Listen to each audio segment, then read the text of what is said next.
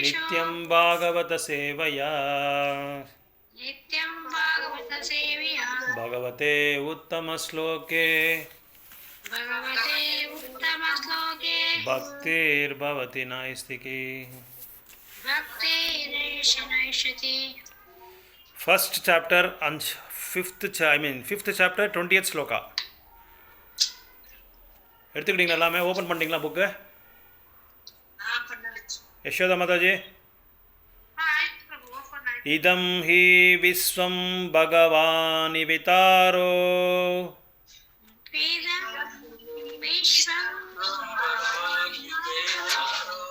யதோ ஜகத்ஸ்தான நிரோத சம்பவः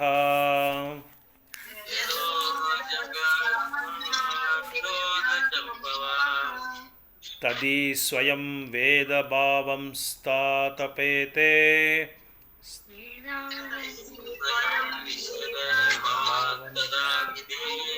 ததி ஸ்வயம் வேத பாவம் ஸ்தாபிதே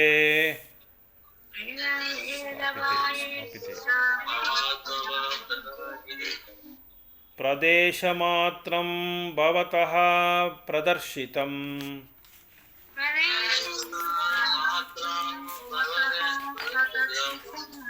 okay, sand இது வேர்ட் பை வேர்ட் படிங்க. இதம், இந்த, ஹி, எல்லா, விஸ்வம், பிரபஞ்சம், பகவான், பரமபுருஷ பகவான், இவ ஏறக்குறைய சமமான இதர அதிலிருந்து வேறுபட்டவராக யதா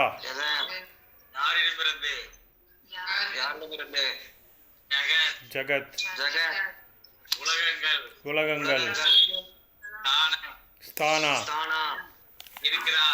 இருக்கிறார்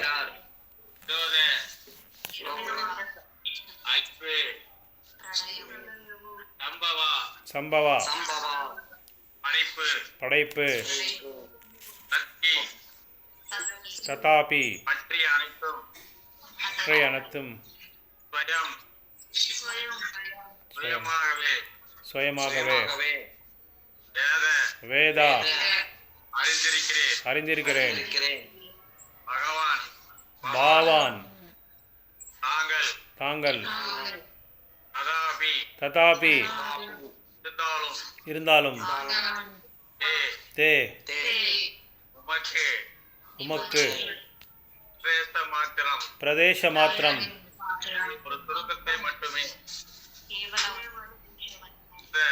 இந்த உமக்கு பிரதர்ஷிதம்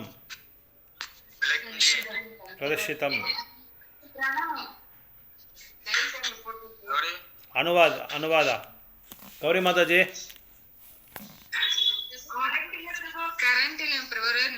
ஓகே ஓகே, பொருளுரை படிங்க. நீங்கள் படிங்க பிரபு. தமிழ் சார்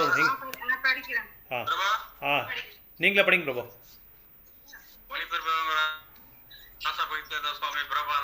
ஜெய் கடவுள் தாமாகவே பிரபஞ்சமாக விரிவடைந்து இருக்கிறார். தாமாகவே பிரபஞ்சம்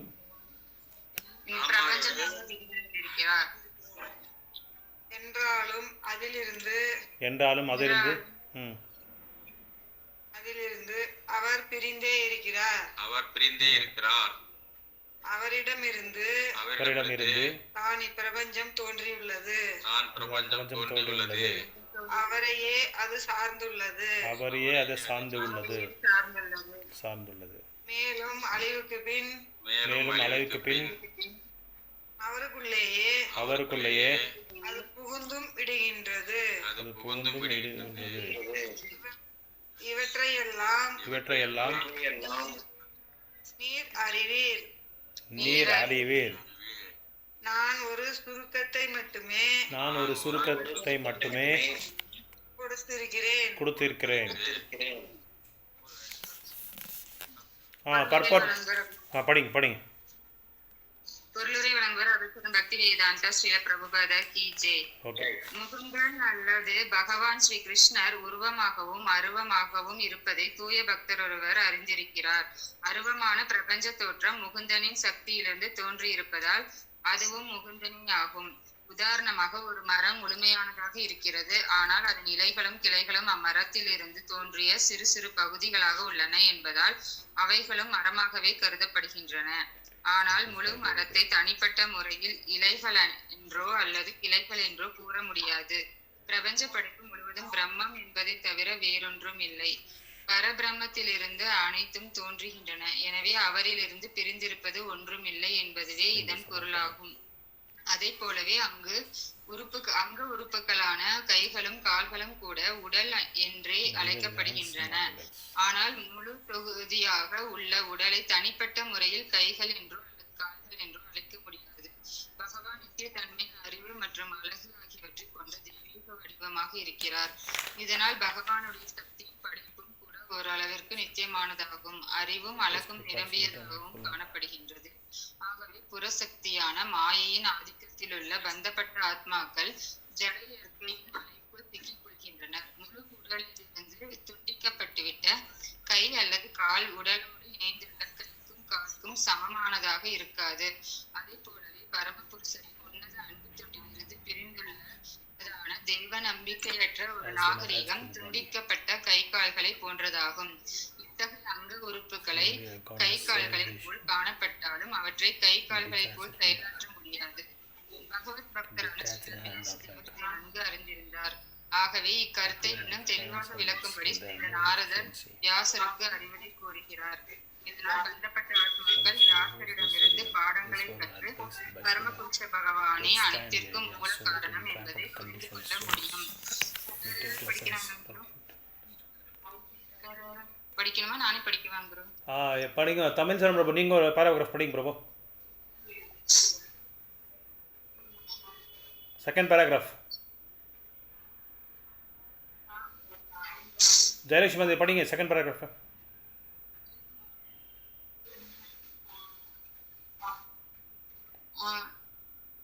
மியூட் எடுக்குங்க. நானே படிக்கிறேன். நீங்களே படிங்க மாதாஜி, லேட் ஆகும். பகவான் பூரண சக்தி வாய்ந்தவர் என்பது வேத கருத்தாகும். இதனால் அவரது தெய்வீக சக்திகள் எப்பொழுதும் பூரணமாகவும் எல்லா வகையிலும் அவரோடு ஒத்தவையாகவும் இருக்கின்றன.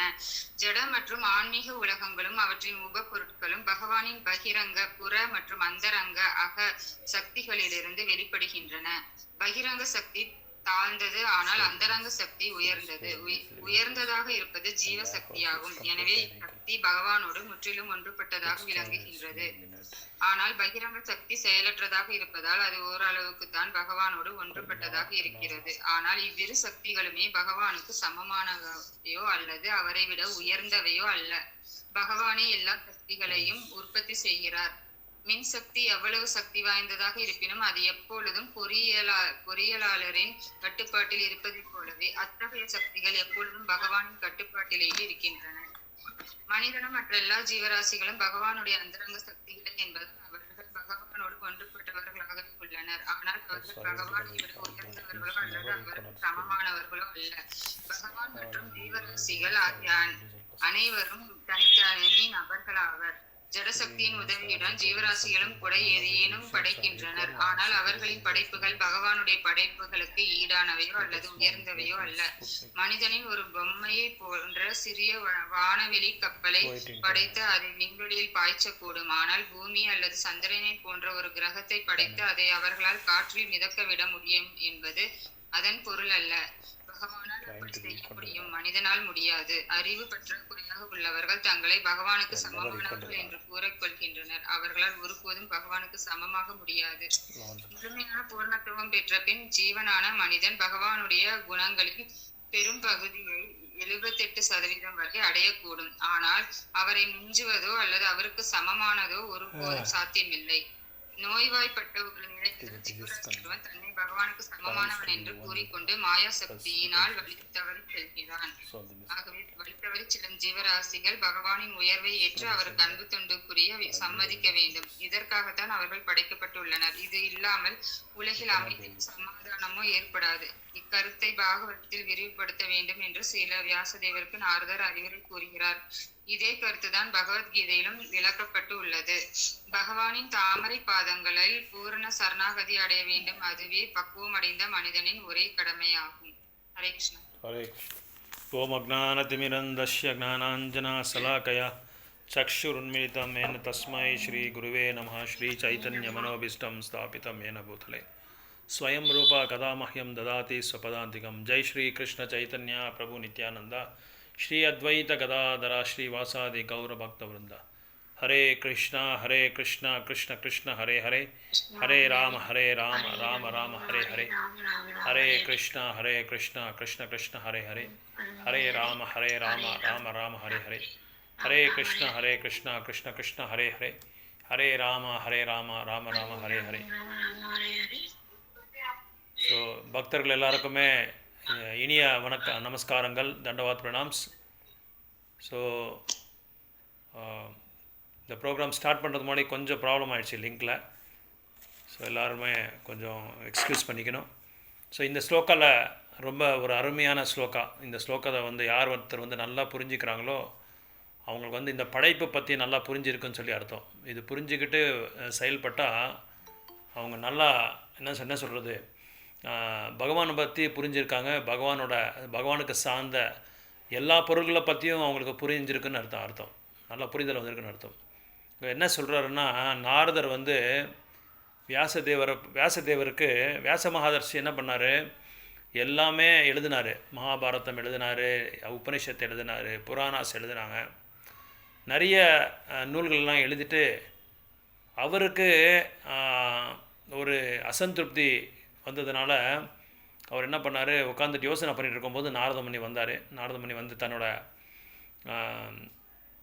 சொல்கிறது அந்த குடிசலில் போய், அந்த ஆசிரமத்தில் போய் நாரதமுனி வரும்போது அவரை வந்து நல்லா வரவேற்று மரியாதை கொடுத்து உட்கார வச்சு அவங்ககிட்ட நாரதமுனியை பார்த்த உடனே சொல்லிட்டாரு, நீங்கள் ஏதோ கொஞ்சம் அசந்திருப்தியில் இருக்கீங்க, நீங்கள் உங்களோட மனநிலை வந்து ஒரு சிறப்பான ஒரு நிலையில் இல்லை, என்ன காரணம்னு சொல்லும்போது அப்போது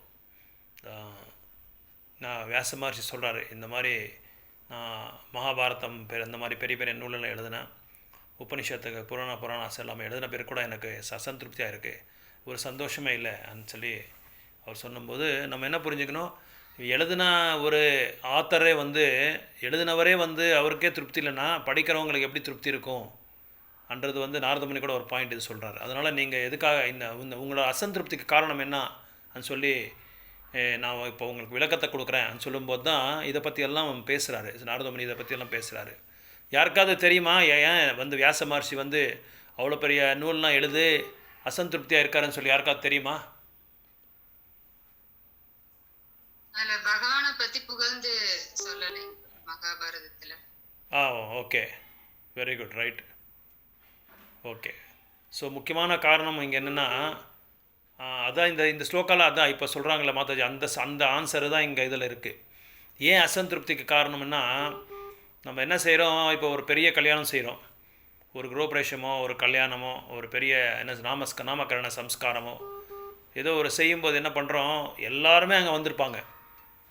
எல்லாரும் வந்து அந்த யார் நிகழ்ச்சியை வந்து நடத்துகிறாரோ அங்கே முன்ன நின்றுட்டு நடத்துகிறாரோ அவங்கள வந்து அங்கே உட்கார்ந்துருப்பாங்க. ஆனால் அவங்கள பற்றி எதுவுமே பேசாமல் சொல்லாமல் அவங்களுக்கு முன்னாடி இடத்த கொடுக்காம மற்ற வேறு எல்லார் பற்றியும் புகழ்ந்து பாடிட்டுருக்காங்க, எல்லாரை பற்றியும் சொல்லிகிட்ருக்காங்க. அந்த நிகழ்ச்சிக்கு சம்பந்தமாக இல்லாத எல்லா பொருள்களும் பற்றியும் பேசி அதை பற்றி விமர்சனம் பண்ணி அதை பற்றி புகழ்ந்து பாடுறது எல்லாமே பண்ணிகிட்ருக்காங்க. ஆனால் யார் ஒருத்தர் வந்து அங்கே உண்மையாக அந்த நிகழ்ச்சி நடத்துகிறாரோ அந்த நிகழ்ச்சிக்கு உண்மையான ஒரு பர்பஸ் என்ன, அதோட உத்தேசம் என்ன, அதை விட்டு அந்த நிகழ்ச்சியில் எல்லாமே பண்ணிகிட்ருக்காங்க. இப்போ சப்போஸ் எக்ஸாம்பிள் ஒன்று கொடுக்குறோம் பாருங்கள். ஒரு தடவை ஒரு பெரிய கீதா சத் சங்கம்னு சொல்லி ஒரு இடத்துல நடத்தினார். பிரபுபாதரையும் கூப்பிட்டாராங்க. உங்களுக்கு எத்தனை பேருக்கு இது நீங்கள் கேட்டிருப்பீங்களோன்னு தெரியாது. பிரபுபாதரையும் கூப்பிட்டாரு. பிரபுபாதர் வந்து அங்கே உக்காந்துருக்காரு. அங்கே உக்காந்துட்டு கேட்டுகிட்டே இருக்கார். ஆனால் அங்கே என்ன பண்ணுறாங்கன்னா, ஒரு 10-15 சீஃப் கெஸ்ட் எல்லாம் வந்திருக்காங்க. அப்புறம் கெஸ்ட் வந்திருக்காங்க. டாபிக் வந்து க்ளோரிஃபிகேஷன் ஆஃப் கீதா, பகவத்கீதா எப்படி க்ளோரிஃபை பண்ணுறது, எப்படி இந்த மாதிரி புகழ்ந்து பாடணும்னு சொல்லி டாபிக். அதுதான் இது முக்கியமான ஒரு பொருள். ஆனால் இவங்க என்ன பண்ணுறாங்க, அங்கே வந்த சீஃப் கெஸ்ட்டை வந்து ஆளாளுக்கு அந்த இவர் இருப்பார்ல, ஆங்கர்னு சொல்லுவார், அவர் தான் அனௌன்ஸ் பண்ணுறது. அவர் அனௌன்ஸ் பண்ணுறவர் என்ன பண்ணுறாரு, ஒருத்தரையும் கூப்பிட்டு அவங்கள புகழ்ந்து பாடிட்டு இருக்காங்க. அந்த 10 பேர் யார் வந்தாங்க, அந்த விருந்தாளிகள் கூப்பிட்டு இந்த மாதிரி அவங்க இந்த மாதிரி ஒரு அச்சீவ்மெண்ட் பண்ணியிருக்காங்க, இதை செஞ்சாங்க அதை செஞ்சாங்கன்னு சொல்லி அவங்கள புகழ்ந்து பாடுறாங்களே தவிர அங்கே முக்கியமான பொருளே விட்டாங்க. என்ன முக்கியமான பொருள் என்ன, அங்கே எல்லாம் இருக்கிறீங்களா? இங்கே தான் இருக்கிறீங்களா? சத்சங்கத்தில் தான் இருக்கிறீங்களா?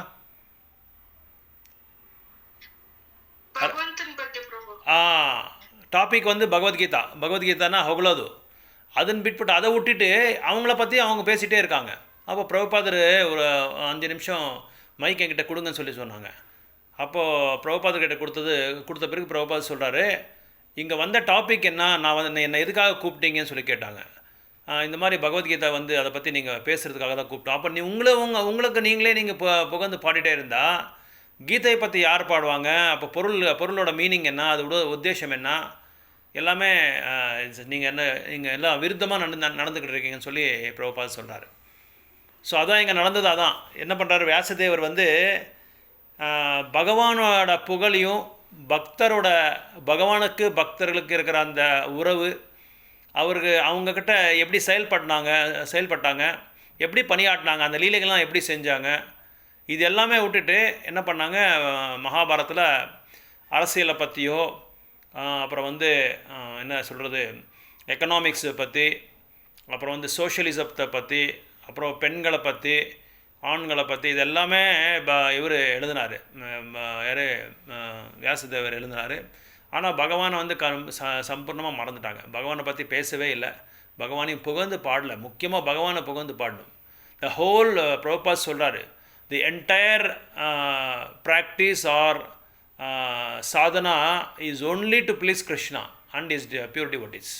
நம்மளோட முக்கியமான ஒரு செயலே, நம்மளோட சாதனா, நம்மளோட பயிற்சியே வந்து பகவானை புகழ்ந்து பாடுறது தான் நம்மளோட இது. ஏன்னா எல்லாமே அவர் தான் சொல்லி சொல்கிறாங்க. இங்கே படைப்பு, அதை வந்து அந்த படைப்பை வந்து எப்படி மேனேஜ் பண்ணுறது, எப்படி நியமம் பண்ணுறது, அதுக்கப்புறம் அதை வந்து அழிக்கிறது அவர் தான். ஜன்மாதஷ யதா அப்படின்னா என்ன அர்த்தம்? He is the creator, he is the maintainer and he is the annihilator. அவர் தான் படைப்பாளி. இந்த உலகத்தை படைக்கிறது அவர் தான். இதை வந்து நியமிக்கப்படுறது அவர் தான். அதே மாதிரி அதை வந்து அழிக்கிறது அவர் தான். ஸோ அதை விட்டுட்டு வியாசதேவர் எல்லாமே எழுதி கூட அவரோட அந்த உத்தேசம் வந்து, அந்த பர்பஸ் வந்து சர்வாகலை. அது உண்மையாக அந்த பர்பஸ் சர்வாகனால தான் அவருக்கு அசந்திருப்தி கிடச்சிது. அதனால தான் இங்கே என்ன சொல்கிறாங்கன்னா, இப்போது இந்த உடல் இருக்குது, இந்த உடலில் வந்து நம்ம எல்லாம் மனிதனோட உடல் இருக்குது. அந்த மனிதனோட உடல் வந்து இந்த கை வேறு, கால் வேறு, தலை வேறு, எல்லா பார்ட்ஸு நம்மக்கிட்ட இருக்கிற அங்கங்கள் எல்லாமே வேறு. ஆனால் எல்லா அங்கமும் எதை சார்ந்து இருக்குது? உடலை சார்ந்து தான் இருக்குது. இந்த எக்ஸாம்பிள் நல்லா புரிஞ்சுக்கோங்க. உடலை சார்ந்து தான் எல்லாமே இருக்குது. ஆனால் இப்போ கை நினச்சிட்டு நான் வெளியே போகிறேன், உன் கூட இருக்கிறது நான் விருப்பம் இல்லை, அப்புறம் எல்லாமே சொல்லுவோம், வயிறுக்கு சொல்லுவோம், எல்லாமே நாங்கள் கஷ்டப்படுறது, ஆனால் வயிறு எதுவுமே கஷ்டப்படாமல் அது எல்லாமே சாப்பிட்டுருக்கு அப்படின்னு சொல்லி நினச்சிட்டு இவங்க எல்லாமே வெளியே வந்து நான் தனியாக சாப்பிட்றேன்னு சொல்லி அவங்க சாப்பிட்டா அது முடியுமா? கண்ணால் சாப்பிட முடியுமா? கையால் சாப்பிட முடியுமா? காலால் சாப்பிட முடியுமா? எதாலையும் சாப்பிட முடியாது. எல்லாமே அந்த உணவு வந்து வாய் மூலமாக போய் அது சென்டர் பாயிண்ட்டு அந்த வயிறுக்கு போனால் தான் அந்த வயிறுலேருந்து எல்லாம் அந்த சக்தியும், தேவைப்பட்ட சக்தியும், போதுமான அந்த எனர்ஜியும் அது எல்லாமே கொடுக்குறதுக்கு அந்த வயிறுக்கு தான் அந்த சக்தி இருக்குது. அதனால் இங்கே வயிறு வந்து யார் கம்பேர் பண்ணுறாங்கன்னா பகவான் கிருஷ்ணருக்கு கம்பேர் பண்ணுறாங்க. இந்த மீதி இருக்கிற அங்காம்சங்கள் எல்லாமே 84 லட்சம் ஜீவராசிகள். ஸோ இங்கே பகவானோட படைப்பு வந்து 2 விதமாக சொல்லப்பட்டிருக்கு. External energy inferior energy, superior energy. So superior energy அப்படின்னா பகவானோட அந்த ஆன்மீக உலகம், அதான் சுப்பீரியர் எனர்ஜி. இந்த பௌத்திக உலகம் வந்து பகவானோட இன்ஃபீரியர் எனர்ஜி. அதாவது ஆன்மீக உலகம் வந்து உயர்ந்தமான ஒரு லோகம், பௌதிக லோகம் வந்து தாழ்ந்த லோகம்னு சொல்லப்பட்டிருக்கு. இங்கே என்ன சொல்கிறாங்கன்னா, இந்த ஸ்லோக்காவில் நம்ம என்ன புரிஞ்சிக்க வேண்டியது முக்கியமான ஒரு என்னென்னா, பகவான் வந்து பர்சனலிசமும் உருவாக்குறாங்க, இம்பர்சனலிசமும் உருவாக்குறாங்க. அதாவது அருவவாதியும் அருவத்தத்துவத்தையும் உருவாக்கியிருக்காங்க. அதே மாதிரி ஸ்வயம் பர்சனலிசம், அதாவது இது என்ன சொல்கிறது, பகவானுக்கு உருவம் இருக்குன்றது வந்து அதையும் வந்து அவர் தான் உருவாக்குறாரு. ஸோ எல்லாமே அதுக்கு சார்ந்தது தான் இருக்குது. இங்கே நம்ம வந்து புரிஞ்சிக்க வேண்டியது மூணு பொருள் இருக்குது. ஒன்று வந்து superior energy, internal potency, external potency, marginal potency. So internal potency வந்து ஸ்ரீமதி ராதாராணி யோகமாயா, எக்ஸ்டர்னல் பொட்டன்சி வந்து இந்த மாயாதேவி மகாமாயா. இங்கே நடுவில் இருக்கிறது தான் நம்ம மார்ஜினல் எனர்ஜி, அந்த பகவானோட மார்ஜினல் எனர்ஜி. இங்கே சுப்பீரியர் எனர்ஜி எதுனா ஸ்பிரிச்சுவல் பிளாட்ஃபார்ம், அதாவது உயர்ந்தமான ஒரு இடம் எதுனா ஆன்மீகமான லோகம், தாழ்ந்தமான ஒரு லோகம் வந்து பௌதிக லோகம். இந்த 2 லோகம் தான் இருக்கிறது. இந்த நடுவில் இது யாருன்னா இந்த ஜீவராசிகள் தான்.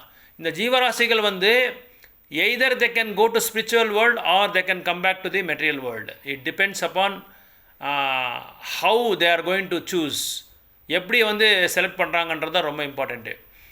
இந்த பிக்கும் டிக்கும் அல்ஃபபெட்ஸ் ஏபிசிடியில் வந்து பிக்கும் டிக்கும் நடுவில் இருக்குதுன்னா சி, சாய்ஸ் இஸ் யுவர்ஸ்ன்னு சொல்கிறாங்க. ஸோ சாய்ஸ் வந்து நம்மளுக்கு உண்மையாக பகவானுக்கிட்ட நம்ம சொந்த வீட்டுக்கு நம்ம போய் சேர்ந்து அங்கே சந்தோஷமாக வாழணும்னு சொல்லி நம்மளுக்கு ஒரு விருப்பம் இருந்தால் அந்த பர்டிகுலர் லிவிங் என்டிட்டி, அந்த ஜீவராசி என்ன பண்ணுவாங்க, ஆன்மீக உலகத்தை வந்து தேர்ந்தெடுப்பாங்க. இல்லை எனக்கு வேண்டாம், நானே பாஸாக இருக்கணும், நான் தனியாக வந்து செயல்படணும், நான் வந்து யாரோட கண்ட்ரோலில் நான் இருக்கக்கூடாது, எனக்கு நான் தான் கண்ட்ரோலர், நான் எல்லாரையும் கண்ட்ரோல் பண்ணுறேன் அப்படின்னு சொல்லி ஒருத்தருக்கு யாராவது விருப்பம் இருந்தால் அவங்க என்ன பண்ணுவாங்க, இந்த பௌத்திக உலகத்தில் கஷ்டப்படுவாங்க. ஸோ எப்படி இதெல்லாம், இந்த படைப்பை எப்படி பகவான் வந்து படித்தாங்க, இந்த படைப்பை பற்றி யாராவது நல்லா புரிஞ்சுக்கிட்டா, பிரபுபால சொல்கிறார் அந்த பர்போட்டில், உண்மையாக வந்து அவங்க வந்து பகவானோட லோகத்துக்கு போயிடலாம்னு சொல்லி சொல்கிறாங்க. இந்த படைப்பை வந்து எப்படி படிக்கிறாங்கன்னா, பகவான் கிருஷ்ணர் என்ன பண்ணுறாருன்னா, தன்னோட சக்தினால் படைப்பார். அதாவது 3 முக்கியமான பிரதானமான ஒரு குண அவதார் சொல்லி சொல்கிறாங்க. அந்த குணம் இல்லை, இது என்னது, புருஷ அவதார். இந்த புருஷ அவதார 3 புருஷ அவதாரா அவர் வந்து விரிவாக்கம் பண்ணிக்கிறாங்க. அவரோட என்ன மகாவிஷ்ணு, காரணோதாயக்ஷா விஷ்ணு, கர்ப்போதாயக்ஷா விஷ்ணு, அதுக்கப்புறம் வந்து சீரோதாயக்ஷா விஷ்ணு. ஸோ மகாவிஷ்ணு, இந்த காரணோதாயக்ஷா விஷ்ணுவோட அந்த உடலில் இருக்கிற அந்த போர்ஸ், அந்த ரோமம், அந்த ரோமத்தில் இருக்கிற ரந்திரம் வந்து பகவானோட வேர்வு வருது. அந்த வேர்விலேருந்து பல இன்யூமரபிள் பிளானட்ஸ் ஆர் கிரியேட்டட். எக்கச்சக்கமான எல்லை இல்லாத அந்த லோகங்கள் எல்லாமே உருவாகும். அது எப்படி சொல்கிறாங்கன்னா, ஒரு லோகமும் ஒரு பலூன் மாதிரி இருக்குமா. நாட் பலூன், பபுள்ஸ்க்கு என்ன சொல்கிறீங்க நீங்கள் தமிழில்?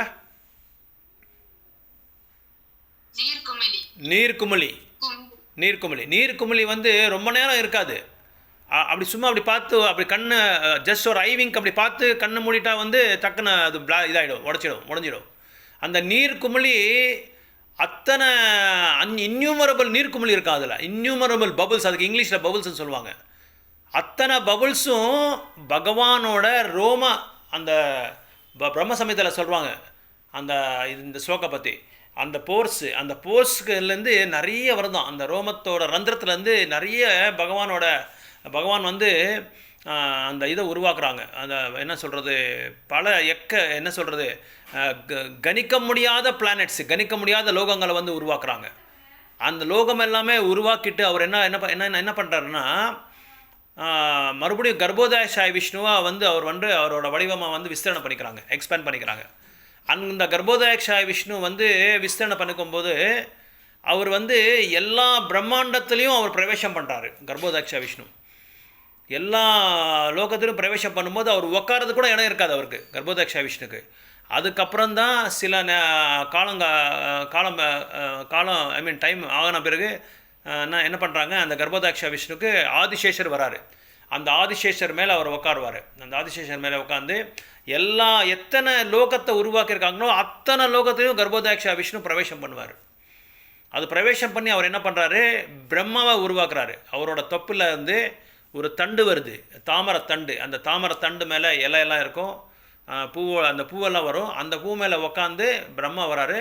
பிரம்மாவுக்கு வந்து உபதேசம் பண்ணுறாரு, நீங்கள் வந்து உருவாக்குங்கன்னு சொல்கிறாங்க. அப்புறம் தான் பிரம்மா என்ன செய்கிறாரு, அந்த என்ன சொல்கிறது, அந்த பல லோகத்தை விஷ்ணு எப்படி உருவாக்குனாரோ அதே மாதிரி அவங்களும் வந்து பல லோகத்தை உருவாக்குவாங்க. அதாவது 14 பிளானட்டரி சிஸ்டம், ஒரு 14 லோகம் சேர்ந்தால் ஒரு பிரம்மாண்டமாகும். அந்த மாதிரி கணிக்க முடியாத பிரம்மாண்டங்கள், யாருக்காவது தெரியுமா எத்தனை பிரம்மாண்டம் இருக்குன்னு சொல்லி? அதை படிச்சிருக்கீங்களா எங்கேயாவது? எத்தனை பிரம்மாண்டம், ஒரு பிரம்மாண்டத்துக்கு எத்தனை லோகம் இருக்கு? 14 லோகம். ஓ குட், 14 லோகம். அந்த மாதிரி 14 லோகம் சேர்ந்தால் ஒரு பிரம்மாண்டம். That is called 14 planets are equal to one universe. Like that universe, Lord has created innumerable universes. அந்த யூனிவர்சஸை வந்து எதுக்கு ஒப்படைக்கிறாங்கன்னா, அந்த பிரம்மாண்டத்தை எதுக்கு ஒப்படைக்கிறாங்கன்னா நீரோட குமிழிக்கு ஒப்படைக்கிறாங்க. ஒரு கடலில் வந்து எத்தனை குமிழி யாராவது கவுண்ட் பண்ண முடியுமா? கவுண்ட் பண்ண முடியாது. Countless, it is infinite. அதே மாதிரி பகவான் வந்து எல்லை இல்லாமல் அந்த நீர் குமிழியை வந்து உருவாக்குறாங்க. ஒரு குமிழியும் வந்து அந்த ஒரு 14 லோகம் இருக்கும். அந்த ஒரு குமிழியும் ஒரு பிரம்மாண்டம் இருக்கும். அந்த பிரம்மாண்டத்தில் அதுக்கு தனிப்பட்ட பிரம்மா இருப்பார், தனிப்பட்ட இந்திரா இருப்பார், எல்லா ஜீவராசிகளும் இருப்பாங்க. 84 லட்சம் ஜீவராசிகளும், தேவர்களும் மேற்கொண்டு தேவர்கள் உட்பட எல்லாமே இருப்பாங்க அதில். ஸோ இப்படி இந்த படைப்பை வந்து உருவாக்குறாங்க பகவான். அப்புறம் அந்த பிரம்மா வந்து என்ன பண்ணுறாங்க, இந்த லோகத்தெல்லாம் உருவாக்கிட்டு அதுக்கப்புறம் அதுலேருந்து தான் என்ன சொல்கிறாரு, சீரோதாக்ஷா விஷ்ணு வராரு. சீரோதாக்ஷா விஷ்ணு என்ன சொல்கிறாரு, என்ன பண்ணுறாருன்னா பரமாத்மா ரூபத்தில் எல்லா ஜீவராசிகளோட இதயத்தில் போய் சேர்றாரு. அப்படி தான் இந்த படைப்பை வந்து தோண்டுது.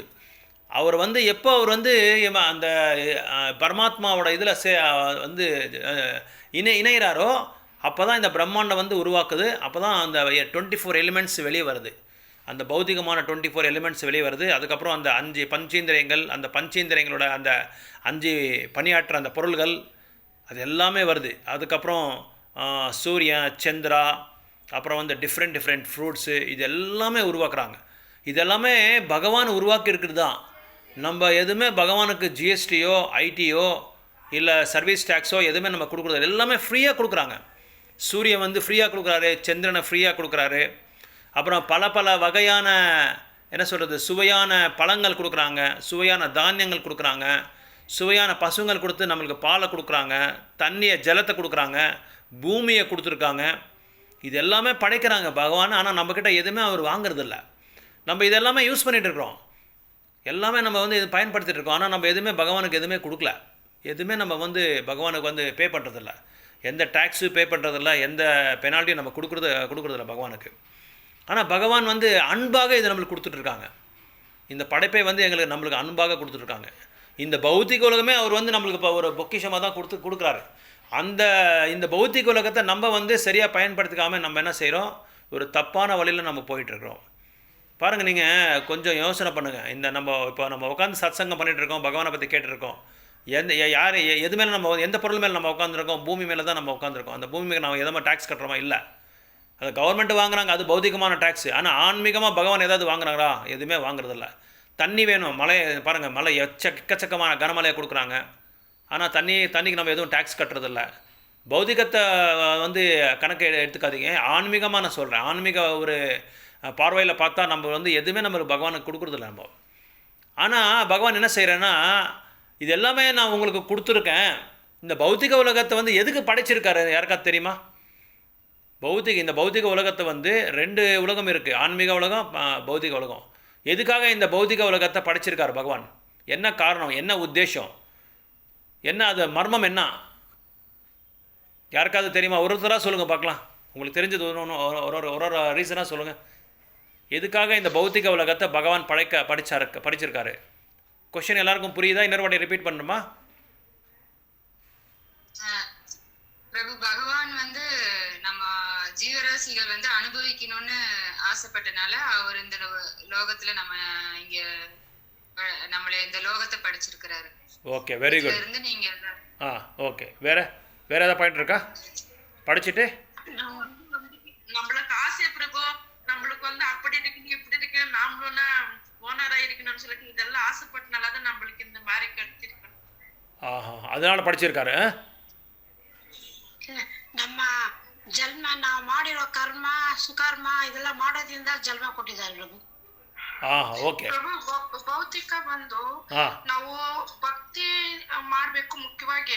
ಅದ್ ಬಿಟ್ಬಿಟ್ಟು ಭೌತಿಕದಲ್ಲಿ ಹೋಗ್ತೀವ, ಭಕ್ತಿಯಲ್ಲಿ ಹೋಗ್ತೀವ, ಒಂದು ಟೆಸ್ಟ್ಗೆ ಇದು ಭೌತಿಕದ ಕೊಟ್ಟಿದ್ದಾರೆ ಪ್ರಭು.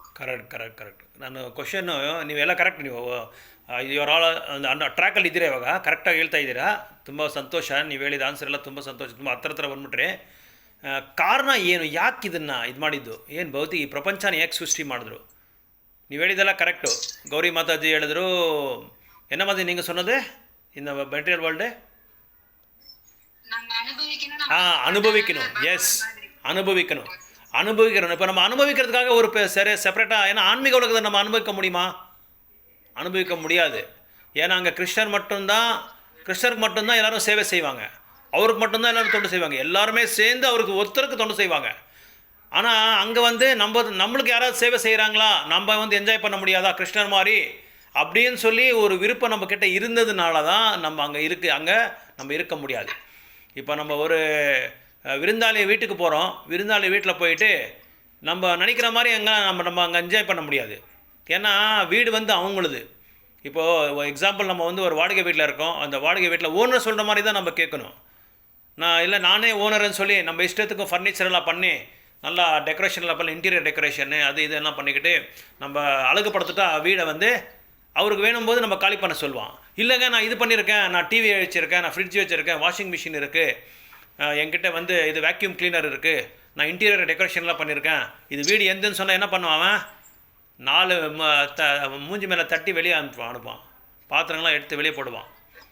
அதே மாதிரி தான் நம்மளோட நிலைமையும் அப்படி தான் இருக்குது. நம்ம என்ன செஞ்சுருக்கோம், பகவானோட லோகத்தில் போய் நானும் பகவான் ஆகணும்னு சொல்லி நம்ம நினைக்கும் போது பகவான் என்ன செய்கிறாரு, பரப்பா இங்கே நீ வந்து அந்த மாதிரி அனுபவிக்க முடியாது, உனக்கும் சொல்லி ஒரு செப்பரேட் ரூம் இருக்குது, அந்த ரூமில் போய் நீ வந்து எனக்கும் டிஸ்டர்ப் இருக்காது, உனக்கும் டிஸ்டர்பன்ஸ் இருக்காது, அதனால் நீ அங்கே போய் நீ என்ன வேணுமோ நீ என்ஜாய் பண்ணிக்கோ, நீ நீ வந்து உனக்கு விருப்பப்பட்ட அளவுக்கு நீ வந்து என்ஜாய் பண்ணிக்கோப்போன்னு சொல்லி நம்மளை என்ன பண்ணார், இந்த பௌத்திக உலகம்ன்ற ஒரு செப்பரேட்ட ஒரு அறையை நம்மளுக்கு கொடுத்துருக்காரு. இங்கே நம்ம இங்கே நம்ம அனுபவிக்கலாம். இது ஒரு முக்கியமான ரீசன். அனுபவிக்கிறதுக்காக தான், நம்மளுக்கு எல்லாமே அனுபவிக்கிறதுக்காக தான் பகவான் வந்து இந்த பௌத்திக உலகத்தை வந்து படைச்சிருக்கார். ஆனால் இன்னொரு காரணமும் இருக்குது. என்ன காரணம்னா, இங்கே நீ வந்து அனுபவிச்சுட்டு நீ என்ன பண்ணுற, நீ பண்ண அந்த மிஸ்டேக்ஸ் இருக்கு இல்லையா, அந்த தவறுகள், இது என்ன, அந்த தவறுகள் எல்லாமே நீ வந்து திருந்திக்கணும். அந்த தவறுகள் எல்லாம் நீ வந்து என்ன பண்ணணும், அதை வந்து அனலைஸ் பண்ணணும். அனலைஸ் பண்ணிவிட்டு அது பரிசீலனை பண்ணி, நான் பண்ணது எல்லாமே தவறு, இந்த மாதிரி நான் பண்ணியிருக்கக்கூடாது, நான் பண்ணிட்டேன், ஆனால் இப்போ எனக்கு அது வந்து இது எது தவறுன்னு சொல்லி எனக்கு தெரிய வருது, எனக்கு டிஸ்கிரிமினேஷன் பவர் இப்போ வந்திருக்கு அப்படின்னா, அதனால் நான் என்ன செய்கிறேன், இதெல்லாம் இந்த தவறுகள் இல்லாமல் நான் என்ன செய்கிறேன், மறுபடியும் என்னோடய அப்பாவோட லோகத்துக்கு, என்னோடய தகப்பனார் லோகத்துக்கு நான் மறுபடியும் போகணும் அப்படின்னு சொல்லி, அப்படி யார் ஒருத்தர் வந்து ரியலைஸ் ஆகிறாரோ, சாட்சாத்காரம் ஆகிறாரோ, தன்னை அறிகிறாரோ, அப்போது அவங்க என்ன செய்கிறாங்க, இந்த பௌத்திக உலகத்தில் அந்த தவறுகள்லாம் நினச்சிக்கிட்டு ஒரு குருவோட இது என்னது ஆசிரியத்திலையோ, இல்லை வைஷ்ணவரோட ஆசிரியத்திலையோ, இல்லை சாஸ்திரங்களை படித்தோ, இல்லை சத்சங்கத்தில் புரிஞ்சுக்கிட்டோ, சத்சங்கத்தில் கலந்துக்கிட்டு இதெல்லாம் புரிஞ்சுக்கிட்டு, நான் பண்ணதெல்லாம் தப்பு, நான் நேற்று சொன்ன 2 விஷயத்தை வந்து நம்ம வந்து மெடிடேட் பண்ணுன்னு சொல்லி சொல்கிறாங்க. அதாவது நம்ம லேமெண்டேஷன் பண்ணணும், துன்பத்துக்கு நம்ம வந்து துன்பம் பண்ணணும். எதுக்குன்னா, ஒன்று நம்மளுக்கு இருக்கிற அந்த பௌதிக ஆசைகள், அந்த ஆசை வந்து தவறான ஆசைகள்னு சொல்லி நம்ம புரிஞ்சுக்கணும். 2வது வந்து நம்ம பண்ண பாவக்காரியங்கள் எல்லாம் நான் வந்து புரிஞ்சுக்கணும். இது புரிஞ்சுக்கிட்டு இனிமேல் எனக்கு வந்து இங்கே இருக்கக்கூடாது, எனக்கு இது எதுக்காக இங்கே பகவான் இங்கே படிச்சிருக்காருன்னா, நம்ம செஞ்ச தவறுகள் அனுபவிக்கணுன்ற, that is called lording over material nature. Prabhupada சொல்கிறார் இந்த word, lording over material nature. எதை பார்த்தாலும் நம்ம அனுபவிக்கணுன்ற மாதிரி அந்த ஒரு நோக்கத்தில் நோக்கி போகிறோம். அதை வந்து இருக்கக்கூடாது. ஸோ அப்படி வந்துட்டோம். ஸோ தெரியாமையோ தெரிஞ்சுக்கிட்டோ நம்ம அப்படி வந்துட்டோம். நம்ம அனுபவிக்கணும்னு சொல்லி வந்துட்டோம். ஆனால் இங்கே அனுபவிக்க முடியல நம்மளால். இந்த அனுபவிக்க முடியாதனால நம்ம என்ன செய்கிறோம், அந்த தவறுகளை வந்து சரிப்படுத்தணும், அது சீர்படுத்துறதுக்காக நம்ம என்ன செய்யணும், பயிற்சி பண்ணுறோம். இங்கே இப்போ நம்ம பண்ணுறது இல்லாமல் இந்த பயிற்சி தான். இந்த பயிற்சி ஒரு பயிற்சியும் வந்து ஆன்மீக லோகத்தில் நம்மளுக்கு நல்லா 100% நம்மளுக்கு வந்து அது வந்து என்ன சொல்கிறது, சகாயமாகும். அதாவது நம்மளுக்கு சாதகமாக இருக்கும். அதனால தான் பகவான் இந்த படைப்பை படித்தார். அதனால் பகவான் என்ன சொல்கிறாரு, நீ எதை வேணாலும் செய் பௌதிக லோகத்தில், அது வந்து எனக்காக தான் இருக்கணும்னு சொல்லி சொல்கிறாரு. நீயோட ஃபஸ்ட்டு சமையல் சரியா, எனக்காக நீ சமையல் செய், எனக்கு படிச்சுட்டு அப்புறமா செய். முதல்ல துணி வாங்குறியா, அந்த துணியை எடுத்துகிட்டு போய் எனக்கு ஆஃபர் பண்ணு, எனக்கு நைவேத்தியம் எனக்கு கொடுத்துட்டு அதுக்கப்புறமா நீ எடுத்துக்கோ. ஒரு பூமி வாங்குறியா, அந்த பூமி பூஜையில் வந்து என்னை வச்சுட்டு என்னை மையமாக வச்சு நீ அந்த பூஜை அந்த பூஜை செஞ்சுட்டு என்னை வந்து க்ளோரிஃபை பண்ணு, என்னை வந்து கீர்த்தன் பண்ணு, என்னோடய பக்தர்களை கூப்பிடு, அவங்களுக்கு வந்து பிரசாதத்தை கொடு. அப்புறம் ஒரு இது என்ன சொல்கிறது, ஒரு நட்டு நகல் ஏதாவது வாங்குறீங்களா, ஜுவல்ஸ் இவங்க தங்க கடையில், எனக்கு முதல்ல கொடுத்துடுங்க. எனக்கு கொடுத்துட்டு அதுக்கப்புறமா நீங்கள் எதை வேணாலும் செய்யுங்க, நீங்கள் எடுத்துக்கோங்க, எதை வேணாலும் சரி நீங்கள் எடுத்துக்கோங்கன்றாங்க.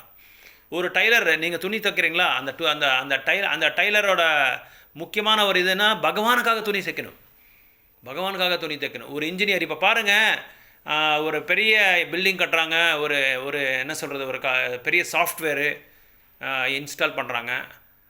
அந்த சாஃப்ட்வேர் இன்ஸ்டால் பண்ணுறதுக்கு அந்த ப்ரோக்ராமர் வரலன்னா அதை இன்ஸ்டால் பண்ண முடியாது. அந்த சாஃப்ட்வேர் டெக்னீஷியன் வரலன்னா அதை இன்ஸ்டால் பண்ண முடியாது. இப்போ ஒரு பெரிய மால் கட்டுறோம், ஒரு பெரிய கல்யாண மண்டபம் கட்டுறோம், ஒரு கோயில் கட்டுறோம். அந்த கோயில் கட்டுறதுக்கு நம்ம ஃபஸ்ட்டு போய் எல்லாமே செங்கல் வாங்கி மெட்டீரியல்ஸ் எல்லாம் வாங்கி டக்கு நம்ம கட்ட முடியாது. அதுக்கு அந்த இன்ஜினியர் வரணும். அந்த இன்ஜினியர் வந்து சொல்லுவாங்க, இந்த இடத்துல இந்த இருக்கணும், இது ராதாரமே இங்கே இருக்கணும், இது பூஜா ஹால் இங்கே இருக்கணும், டெம்பிள் ஹால் இங்கே இருக்கணும், மேலே அந்த பக்கம் கெஸ்ட் ஹவுஸ் இருக்கணும், இங்கே தான் கோஷால் இருக்கணும். இதெல்லாமே அவர் தான் சொல்லுவார். ஸோ அவர் தான் அதை உருவாக்குறது. ஏன்னா அவர் தான் அந்த டைரக்ஷன்ஸை கொடுக்குறாரு. அந்த அறிவு வந்து பகவானுக்கு மட்டும்தான் இருக்குது. பகவானுக்கு தான் தெரியும் இப்படி தான் பண்ணணும், இப்படி தான் இருக்கணும்னு சொல்லி தெரியும். அதனால் அவர் இல்லாமல் நம்ம எதுவும் பண்ண முடியாது. ஸோ அவங்களுக்கு சார்ந்து தான் நம்ம இருக்கணுமே தவிர அவங்கள வந்து வேறுபட்டு நம்ம வரக்கூடாது. அவங்களேருந்து வேறுபட்டு நம்ம வந்தால், இப்போ எப்படி எப்படி எக்ஸாம்பிள் எப்படின்னா, ஒரு மரம் இருக்குது, அந்த மரத்தில் இலையோ இல்லது அந்த என்ன சொல்கிறது கிளையோ இதெல்லாமே மரத்துக்கு சார்ந்தது தான். அது ஆனால் பகவான் என்ன செய்கிறாங்கன்னா, அந்த மரமும் நான் தான், அந்த கிளைகளும் நான் தான், அந்த ரூட்டும் நான் தான்றாங்க. அந்த என்ன சொல்கிறது, அந்த கிளைகளும் நான் தான், இலைகளும் நான் தான் சொல்லி சொல்கிறாங்க. எல்லாமே நான் தான். இப்போது அருவவாதியும் நான் தான் உருவாக்கியிருக்குது, அப்புறம் வந்து ஆகாரவாதியும் நான் தான் உருவாக்கியிருக்குது. எல்லாமே நான் தான்றாங்க. I am இம்பர்சனலிஸ்ட், I am பர்சனலிஸ்ட்ன்றாங்க. ஆனால் என்ன இது நம்மளுக்கு புரியவே இல்லை. இது என்னடா என்ன, பகவானே இதையும் உருவாக்குறாரு, அதுவும் உருவாக்குறாரு. ஏன் உருவாக்குறாருன்னா, அந்த அப்பேற்பட்ட மக்களுக்கு அது தேவைப்படுது. அவங்களோட விருப்பம் அப்படி தான் இருக்குது. ஏன்னா அவங்களோட புரிதல் அப்படி தான் இருக்குது. இப்போ நம்ம நேற்று படித்தோம், பிரம்மேத்தி பரமாத்மேத்தி பகவானேத்தி. இது வந்து அப்சல்யூட் ட்ரூத் ஒன்று தான். பகவான் எத்தனை பேர் இருக்காங்க, பிரம்மாண்டத்தில்? ஒருத்தர் தான். ஆனால் இங்கே 3 கன்க்ளூஷன்ஸ் கொடுக்குறாங்க. 3 வகையான கருத்துக்கள் கொடுக்குறாங்க. பகவானுக்கு உருவம் இல்லைன்னு சொல்லி ஒருத்தர் கருத்து கொடுக்குறாரு. இன்னொருத்தர் வந்து பகவான் இதயத்தில் இருக்கிற பரமாத்மா மட்டும்தான் சொல்லி சொல்கிறாரு. இன்னொருத்தர் என்ன சொல்கிறாரு, அது உண்மையாக அப்சல்யூட் ட்ரூத் ஒருத்தர் தான், பகவான் ஒருத்தர் தான், வேறு யாருமே இல்லை. ஆனால் இவங்க எல்லாமே யாருன்னா பகவானோட சக்தி தான். பகவான் வந்து சக்திமான். அந்த சக்திமான்லேருந்து தான் சக்தி வருது. இப்போ சூரியன் இருக்கிறதுனால தான் சூரிய காந்தி வருது, சூரியன் டிஸ்க்கு தெரியுது, அந்த ரவுண்டாக இருக்கிற அந்த வட்டம் தெரியுது. சூரியனே இல்லைன்னா வட்டமும் தெரியாது, காந்தியும் தெரியாது. ஆனால் எங்கள் அருவாதிகள் என்ன செய்கிறாங்க, அந்த பிரகாசமே பகவான்னு சொல்லி சொல்கிறாங்க. இந்த என்ன சொல்கிறது, பிரம்மஜோதி, அந்த பிரகாசமே, அந்த ஜோதியே வந்து பகவான்னு சொல்லி சொல்கிறாங்க. இது என்ன மடத்தனமாக இருக்குது பேசுகிறது. பகவான் இல்லாமல் அந்த ஜோதி எப்படி வருது? சூரியன் இல்லாமல் நம்ம வீட்டுக்கு எப்படி வெளிச்சம் வருது? உலகத்துக்கு எப்படி வெளிச்சம் வருது? வெளிச்சமே வராது. அதனால் எங்கள் பகவான் என்ன சொன்னார், இதை படித்தார், இந்த பௌத்திக உலகத்தை படித்தார். யாருக்காக படித்தார்? அவருக்காக ஒன்றும் படிக்கலை, இது நம்மளுக்காக தான் படித்தார். நம்மளுக்கு எல்லாமே இந்த வசதி எல்லாமே ஃப்ரீயாக கொடுத்துருக்காரு. இது எவ்வளோ கோடி கொடுத்தாலும் நம்மளால் வாங்க முடியாது. பெரிய பணக்காரனாக இருக்கலாம், அவன் பில் கேட்ஸாக இருக்கலாம், இன்ஃபோசிஸாக இருக்கலாம், அதுக்கப்புறம் என்னது சாஃப்ட்வேர் கம்ப்யூட்டர் சாஃப்ட் கம்பெனியாக ஓனராக இருக்கலாம், எப்பேற்பட்ட ஓனராக இருக்கலாம், இந்த உலகத்துக்கே பெரிய ஓனராக இருக்கலாம், டாப் 10ல் டாப் 1 இருக்கலாம் அவன்.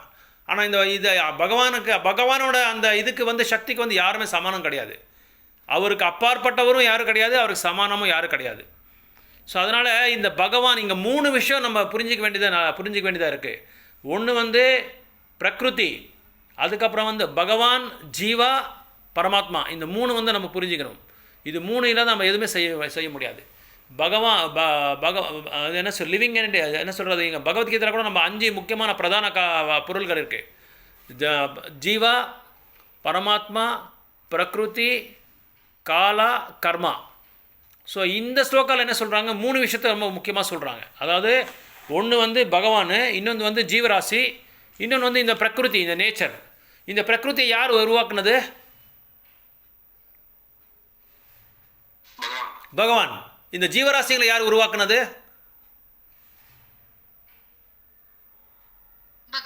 பகவான் தான். எல்லாமே பகவான் தான். எல்லாமே நீங்கள் எதை வேணாலும் பாருங்கள் இந்த படைப்பில். நீங்கள் எங்கே வேணாலும் போங்க, பிரம்மலோகத்துக்கு போங்க, சொர்க்கலோகத்துக்கு போங்க, நாகலோகத்துக்கு போங்க, இந்த அர்த்லி பிளான்ட்டில் எங்கேயாவது போங்க. நீங்கள் எந்த யூரோப்பியன் கனடி ஏசியன் எங்கே போனாலும் எதா ஒரு விசித்திரமான ஒரு பொருள் இருக்கானா அது பகவான் தான். அது நல்லதாகட்டும் கெட்டதாகட்டும் அது பகவான் தான் படைச்சிருக்கிறது. எல்லாமே படைப்பாளி அவர் தான். ஆனால் சயின்டிஸ்ட் என்ன பண்ணுறாங்க, அவங்க பக்கா நம்பர் 1 ஃபூல்ஸ், ராஸ்கல்ஸ். அவங்க என்ன செய்கிறாங்க, நாங்கள் இது கண்டுபிடிச்சோம், நாங்கள் அது கண்டுபிடிச்சோன்னு சொல்கிறாங்க. அதனால் பகவான் என்ன சொல்கிறாங்க, ஜீவராசிக்கு சமானம், பகவான் ஜீவராசியும் சமானம். ஆனால் பகவான் ஜீவராசி சமானம் இல்லை. இது புரிஞ்சுக்கணும். இது வந்து கொஞ்சம் காம்ப்ளிகேட்டாக இருக்கும். அதே மாதிரி இந்த பிரகிருதியும் பகவான் ஒன்று தான், ஆனால் வேறு அப்படின்னு சொல்கிறாங்க இந்த ஸ்லோக்காவில். அதுக்கப்புறம் ஜீவராசியும் ஒன்று தான், இந்த மெட்டீரியல் வேர்ல்டு ஒன்று தான், இந்த மேட்ரு ஒன்று தான் அப்படின்னு சொல்கிறாங்க. அதாவது ஃபஸ்ட்டு என்ன சொல்கிறாங்க, பகவானும் அதாவது நம்மளும் வந்து பகவான் வந்து ஈக்குவலா, சமானமா?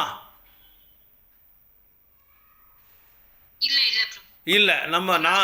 நம்ம வேற, பகவான் வேற. அதே மாதிரி இந்த பௌத்திக உலகமும் பகவான் ஒன்று தானா?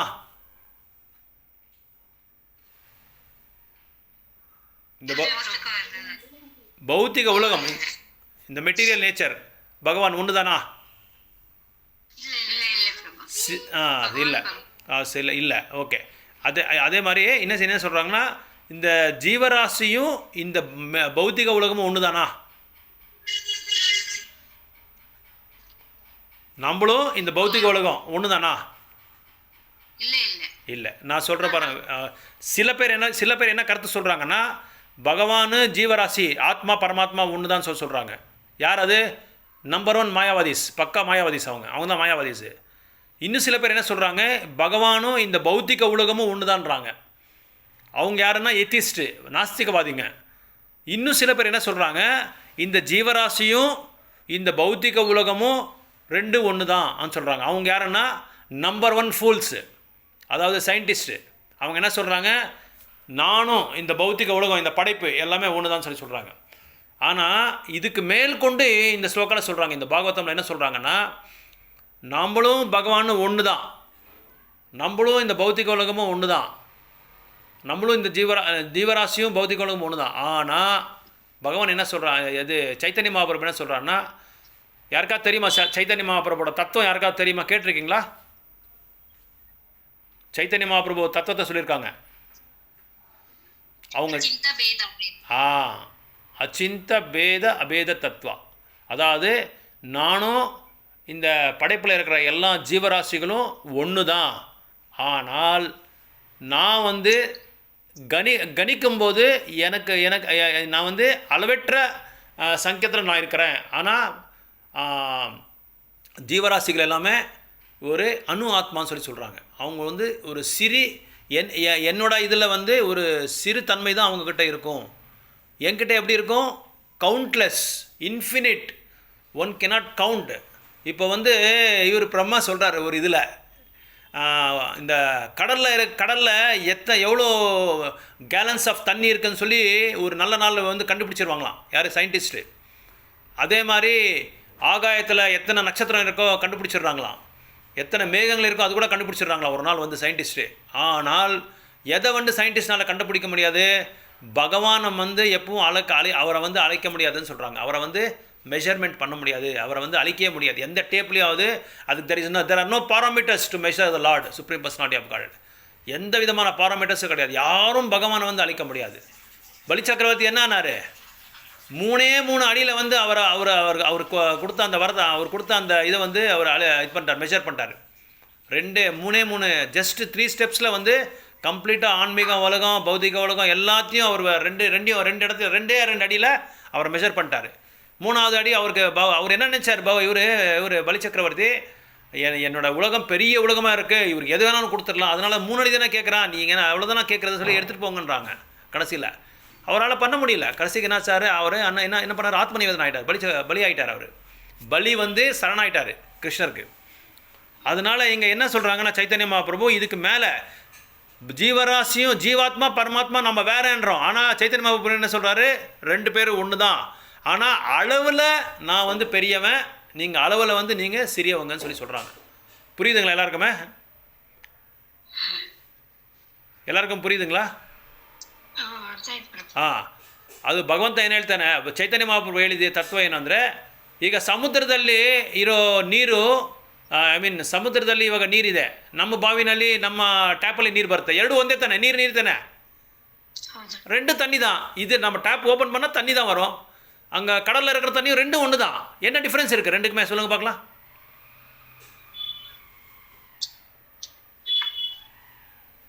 Simple, common sense. இப்போ நான் ஆல்ரெடி உங்களுக்கு எக்ஸாம்பிள் கொடுத்தேன், அதே எக்ஸாம்பிள் தான். கடலில் இருக்கிற தண்ணியும் நம்ம டேப்பில் கார்பரேஷன் வர்ற தண்ணியும் 2 ஒன்று தானே.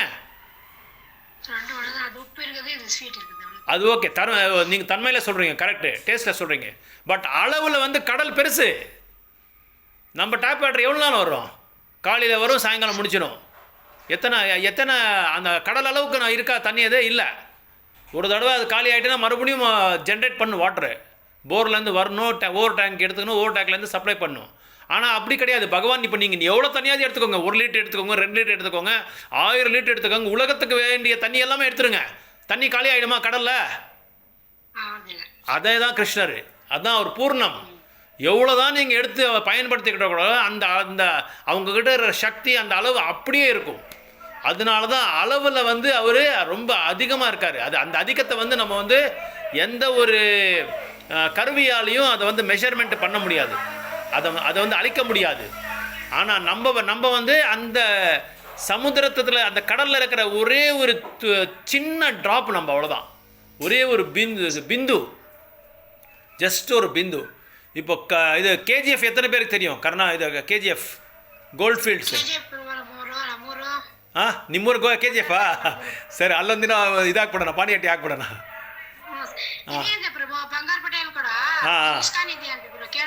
ಇದೆ ಎಲ್ಲ ಕಡೆ ಇದೆ. ஸோ கேஜிஎஃப்பில் நம்ம கோல்டு மைனுக்கு போனால் அளவில்லாத கோல்டு இங்கே இருக்கும். நம்ம கணக்கை பண்ணவே முடியாது, எடை போடவே முடியாது. இந்த மாதிரி ஜிஆர்டியோ இல்லாத பீமாஸோ இந்த மாதிரி பெரிய அந்த மாதிரி ஆயிரக்கணக்கான கடை சமானமாக ஒப்பிட்டா கூட அது வந்து சமானம் கிடையாது ஆனால் அங்கே இருக்கிற கோல்டு நம்ம இது கழுத்தில் இருக்கிற கோல்டு வந்து 2ம் தரம் ஒன்று தான், 2 ஒரே குவாலிட்டி தான். ஆனால் குவான்டிட்டியில் டிஃப்ரெண்ட்டாக இருக்குது. அளவில் வந்து அது ரொம்ப பெருசாக இருக்குது. கோல்டு மைன்னா வெறும் கோல்டே கிடைக்கும். அங்கே எங்கே போனாலும் கோல்டு இருக்கும். அதை வந்து கணக்கு போடவே முடியாது, எடை போடவே முடியாது. எடை போடுறதுக்கு எந்த விதமான மிஷினே கிடையாது. ஆனால் நம்ம கிடைக்கிற கோல்டு வந்து ஈஸியாக நம்ம வந்து கணக்கு போடலாம். அந்த கணக்கு போடாமல் யாராவது கொடுக்குறாங்களா? தங்க கடையில் ஒரு மில்லிகிராமும் செக் பண்ணி கணக்கு போட்டு தான் கொடுக்குறாங்க. அதனால் அளவில் நம்ம கம்மி, தரத்தில் சேம். அங்கே இருக்கிற கோல்டு நம்ம கையில் இருக்கிற மோதிரம் இருக்கிற கோல்டு எல்லாமே ஒன்று தான், ஒரே குவாலிட்டி தான். ஆனால் குவான்டிட்டியில் பெருசு. குவான்டிட்டியில் பகவானோட இது வந்து ரொம்ப பெருசு. அவரோட சக்திக்கு வந்து எதுவுமே சமானமே கிடையாது. ஸோ இந்த படைப்போட முக்கியமான உத்தேசம் எப்படின்னா, இந்த படைப்பில் வந்து நம்ம அனுபவிக்கிறதுக்காக தான் இந்த படைப்பை வந்து உருவாக்கியிருக்காங்க. இந்த படைப்பில் நீ போய் என்ன அனுபவிக்கிறோம், நீ அனுபவிச்சுட்டு உன்னோட தவறுகள் எல்லாமே நீ வந்து குறிச்சிக்கிட்டு இது தப்பு, இது சீர்படுத்துறதுக்காக தான் பகவான் இங்கே அமைச்சிருக்காரு நம்மளை. அதனால தான் இந்த படைப்பை வந்து அமைச்சிருக்கார். இந்த படைப்பை வந்து அவர் உருவாக்கியிருக்கார். அதே மாதிரி பகவான் உருவாக்குறது பகவான் தான். அதே மாதிரி அதை நியமம் பண்ணுறது பகவான் தான். மறுபடியும் நம்ம பகவான்கிட்ட தான் போய் சேர்றோம். கடைசியில் நம்ம உடல் விடும்போது எல்லாமே பகவான்கிட்ட தான் நம்ம போகிறோம். பகவானோட உடலில் போய் நம்ம சேர்ந்துடுறோம். அதுக்கப்புறமா தான் எங்கெங்கே யார் எங்கே போகணும்னு சொல்லி அந்த இதை வந்து டிவைட் பண்ணுவாங்க. அவங்களோட கர்மத்துக்கு தகுந்த மாதிரி, அவங்களோட பக்திக்கு தகுந்த மாதிரி. அப்போ அவங்க அந்தந்த இடத்துக்கு போவாங்க. ஸோ உண்மையாக பக்தி பண்ணிட்டு தான் என்னென்னு பாரு நேராக கோலகுருந்தானத்துக்கு போயிடுவாங்க. இல்லைனா நம்ம வந்து மறுபடியும் இந்த பௌதிக லோகத்துக்கு வந்து கஷ்டப்பட வேண்டியதாக இருக்கும். ஸோ இது அதனால் இந்த படைப்பை பற்றி இங்கே சொல்கிறாங்க. பகவானோட படைப்பு வந்து அதனால் கிருஷ்ணா வந்து நம்மளை நேசிக்கிறாங்க, நம்மளை உண்மையாக லவ் பண்ணுறாங்க கிருஷ்ணர். நாம் தான் லவ் பண்ணல கிருஷ்ணரை, நம்ம யாரையோ லவ் பண்ணுறோம். கிருஷ்ணரை லவ் பண்ணாமல் நம்ம கிருஷ்ணரை நேசிக்காமல் நம்ம யாரையோ நேசிச்சுட்டு இருக்கோம். அதனால தான் நம்ம கஷ்டப்படுறோம். நம்ம துன்பத்துக்கு காரணமே அதுதான். அந்த ஹையஸ்ட் அண்டர்ஸ்டாண்டிங் என்னென்னா Krishna wants our love by giving offerings. அதனால தான் கிருஷ்ணன் என்ன சொல்கிறாரு, என்னை உண்மையாக நீ லவ் பண்ணுறியா, என்னை உண்மையாக நீ நேசிக்கிறியா, எனக்கு காலையில் ஃபஸ்ட்டு 4 hours எனக்காக கொடுன்றாரு. காலையில் நீ எந்த உடனே வேறு எதுக்கும் நீ நியூஸ் பேப்பர் படிக்கிறதோ, ஃபேஸ்புக் படிக்கிறதோ, இல்லை இன்ஸ்டாகிராம் படிக்கிறதோ, டெலிகிராம் படிக்கிறதோ அது படிக்காத, என்ன நீ படின்றாங்க. என் புக்கை நீ படிக்கன்றாங்க. எனக்கு ஃபஸ்ட்டு மங்களாரத்தி பண்ணு, எனக்கு வந்து துளசி பிரார்த்தனை, துளசி கீர்த்தனை பண்ணு, நரசிம்ம ப்ரேயர் பண்ணு, அதுக்கப்புறம் என்ன எனக்கு பூ போடு, அதுக்கப்புறம் நீ என்னை கீர்த்தனை பண்ணு, அதுக்கப்புறம் எனக்கு படை, நீ என்ன உன்னால் என்ன இருக்கோ அது பத்திரம் புஷ்பம் பழம் தோயம்னு சொல்கிறாங்க. ஏதாவது 4 கொடுக்க சொல்ல, அதுவும் உங்ககிட்ட எதுவும் இல்லையா துளசி இலையை ஆஃபர் பண்ணு, இல்லை உனக்கு துளசி இலை கூட இல்லையா தண்ணி ஆஃபர் பண்ணு, தண்ணி கூட இல்லையா பூ ஆஃபர் பண்ணு, அப்புறம் எதுவுமே இல்லை தண்ணி பத்திரம் புஷ்பம் பழம் தோயம் எதுவுமே இல்லைன்னா நீ இருக்கிறது இதில் ஏதாவது ஒன்று கொடுன்னு சொல்கிறாங்க. அது எப்படி கொடு, பத்திரம் புஷ்பம் பழம் தோயம் யோமே பக்தா பிரயச்சதி ததகம் பக்தி உபகிருதம் அஸ்னாமி பிரியதாத்மனஹா. அன்போடு நீ என்ன கொடுத்தாலும் நான் எடுத்துக்கிறேன்றாரு. விதுரர் வீட்டுக்கு துரியோதனன் சொல்கிறாரு, நான் வந்து பல வகையான உணவை வந்து நான் படிச்சிருக்கேன், உங்களுக்காக நான் வந்து செஞ்சுருக்கேன். இப்போ நான் என்னோடய அரண்மனைக்கு வாங்கன்னு சொன்னால் கிருஷ்ணர் அங்கே போகல. அங்கே பார்த்தா ஒரு 10 ரூமில் என்ன எவ்வளோ உணவு பிடிக்குதோ அத்தனை உணவு பண்ணியிருக்காரு இவர் துரியோதனர். ஆனால் அவர் வீட்டுக்கு போகல. விதுரர் வீட்டுக்கு போகிறாரு, விதுரர் வீட்டில் ஒன்றுமே இல்லை.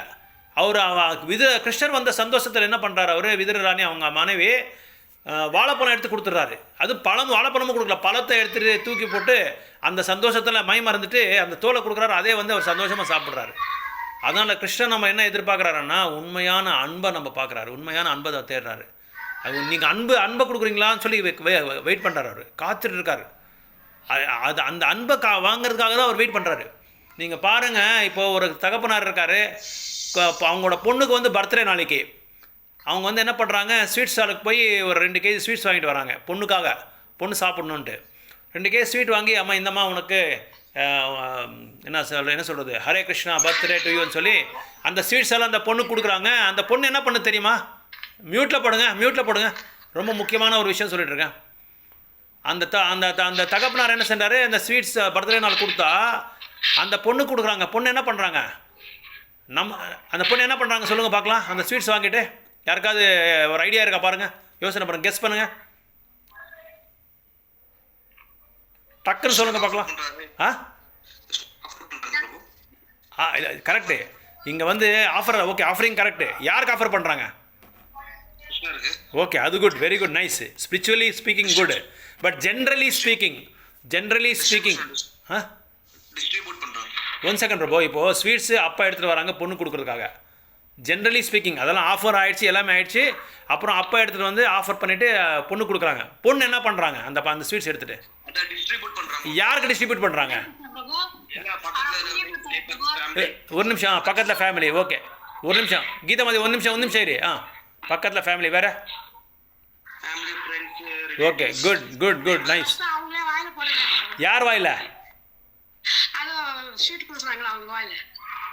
அது யார் வாயில், அவங்க வாயிலன்னு யார் அவங்க,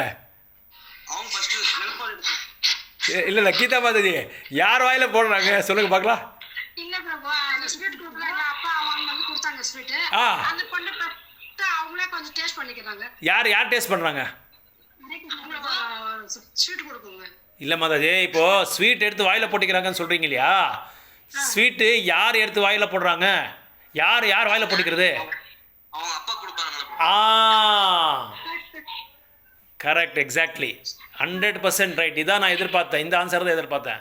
ஸ்வீட்ஸ் எடுத்துகிட்டு வந்து பொண்ணுக்கு கொடுத்தா பொண்ணு என்ன மாதிரி ஆள் இருந்தால் என்ன பண்ணுவான், டக்குன்னு எடுத்து நம்ம ஃபஸ்ட்டு வாயில் போட்டு எப்படி இருக்குன்னு பார்ப்போம், அப்போ எனக்காக தான் கொண்டு வந்திருக்கிறதுன்னு சொல்லி.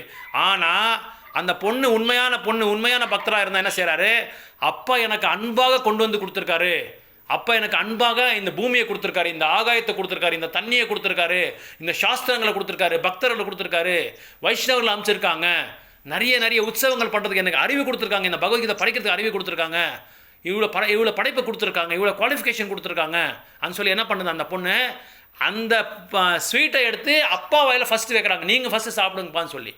அதே மாதிரி தான் பகவான் என்ன எதிர்பார்க்குறாங்கன்னா, நான் எல்லாமே இது உங்களுக்கு கொடுத்துருக்கேன், நீங்கள் எனக்கு எதுவுமே கொடுக்க வேண்டாம், அன்போட ஏதாவது ஒன்று கொடுத்தா போதும்னு சொல்கிறாங்க. ஏதாவது உனக்கு according to your capacity, according to your capabilities, according to your economical condition, உங்களால் என்ன கொடுக்க முடியுமோ அது அன்பால் எனக்கு கொடுங்கன்னு சொல்கிறாங்க.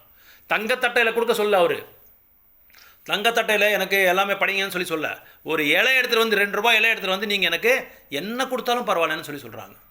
அந்த அன்பை தான் எதிர்பார்க்குறாங்க.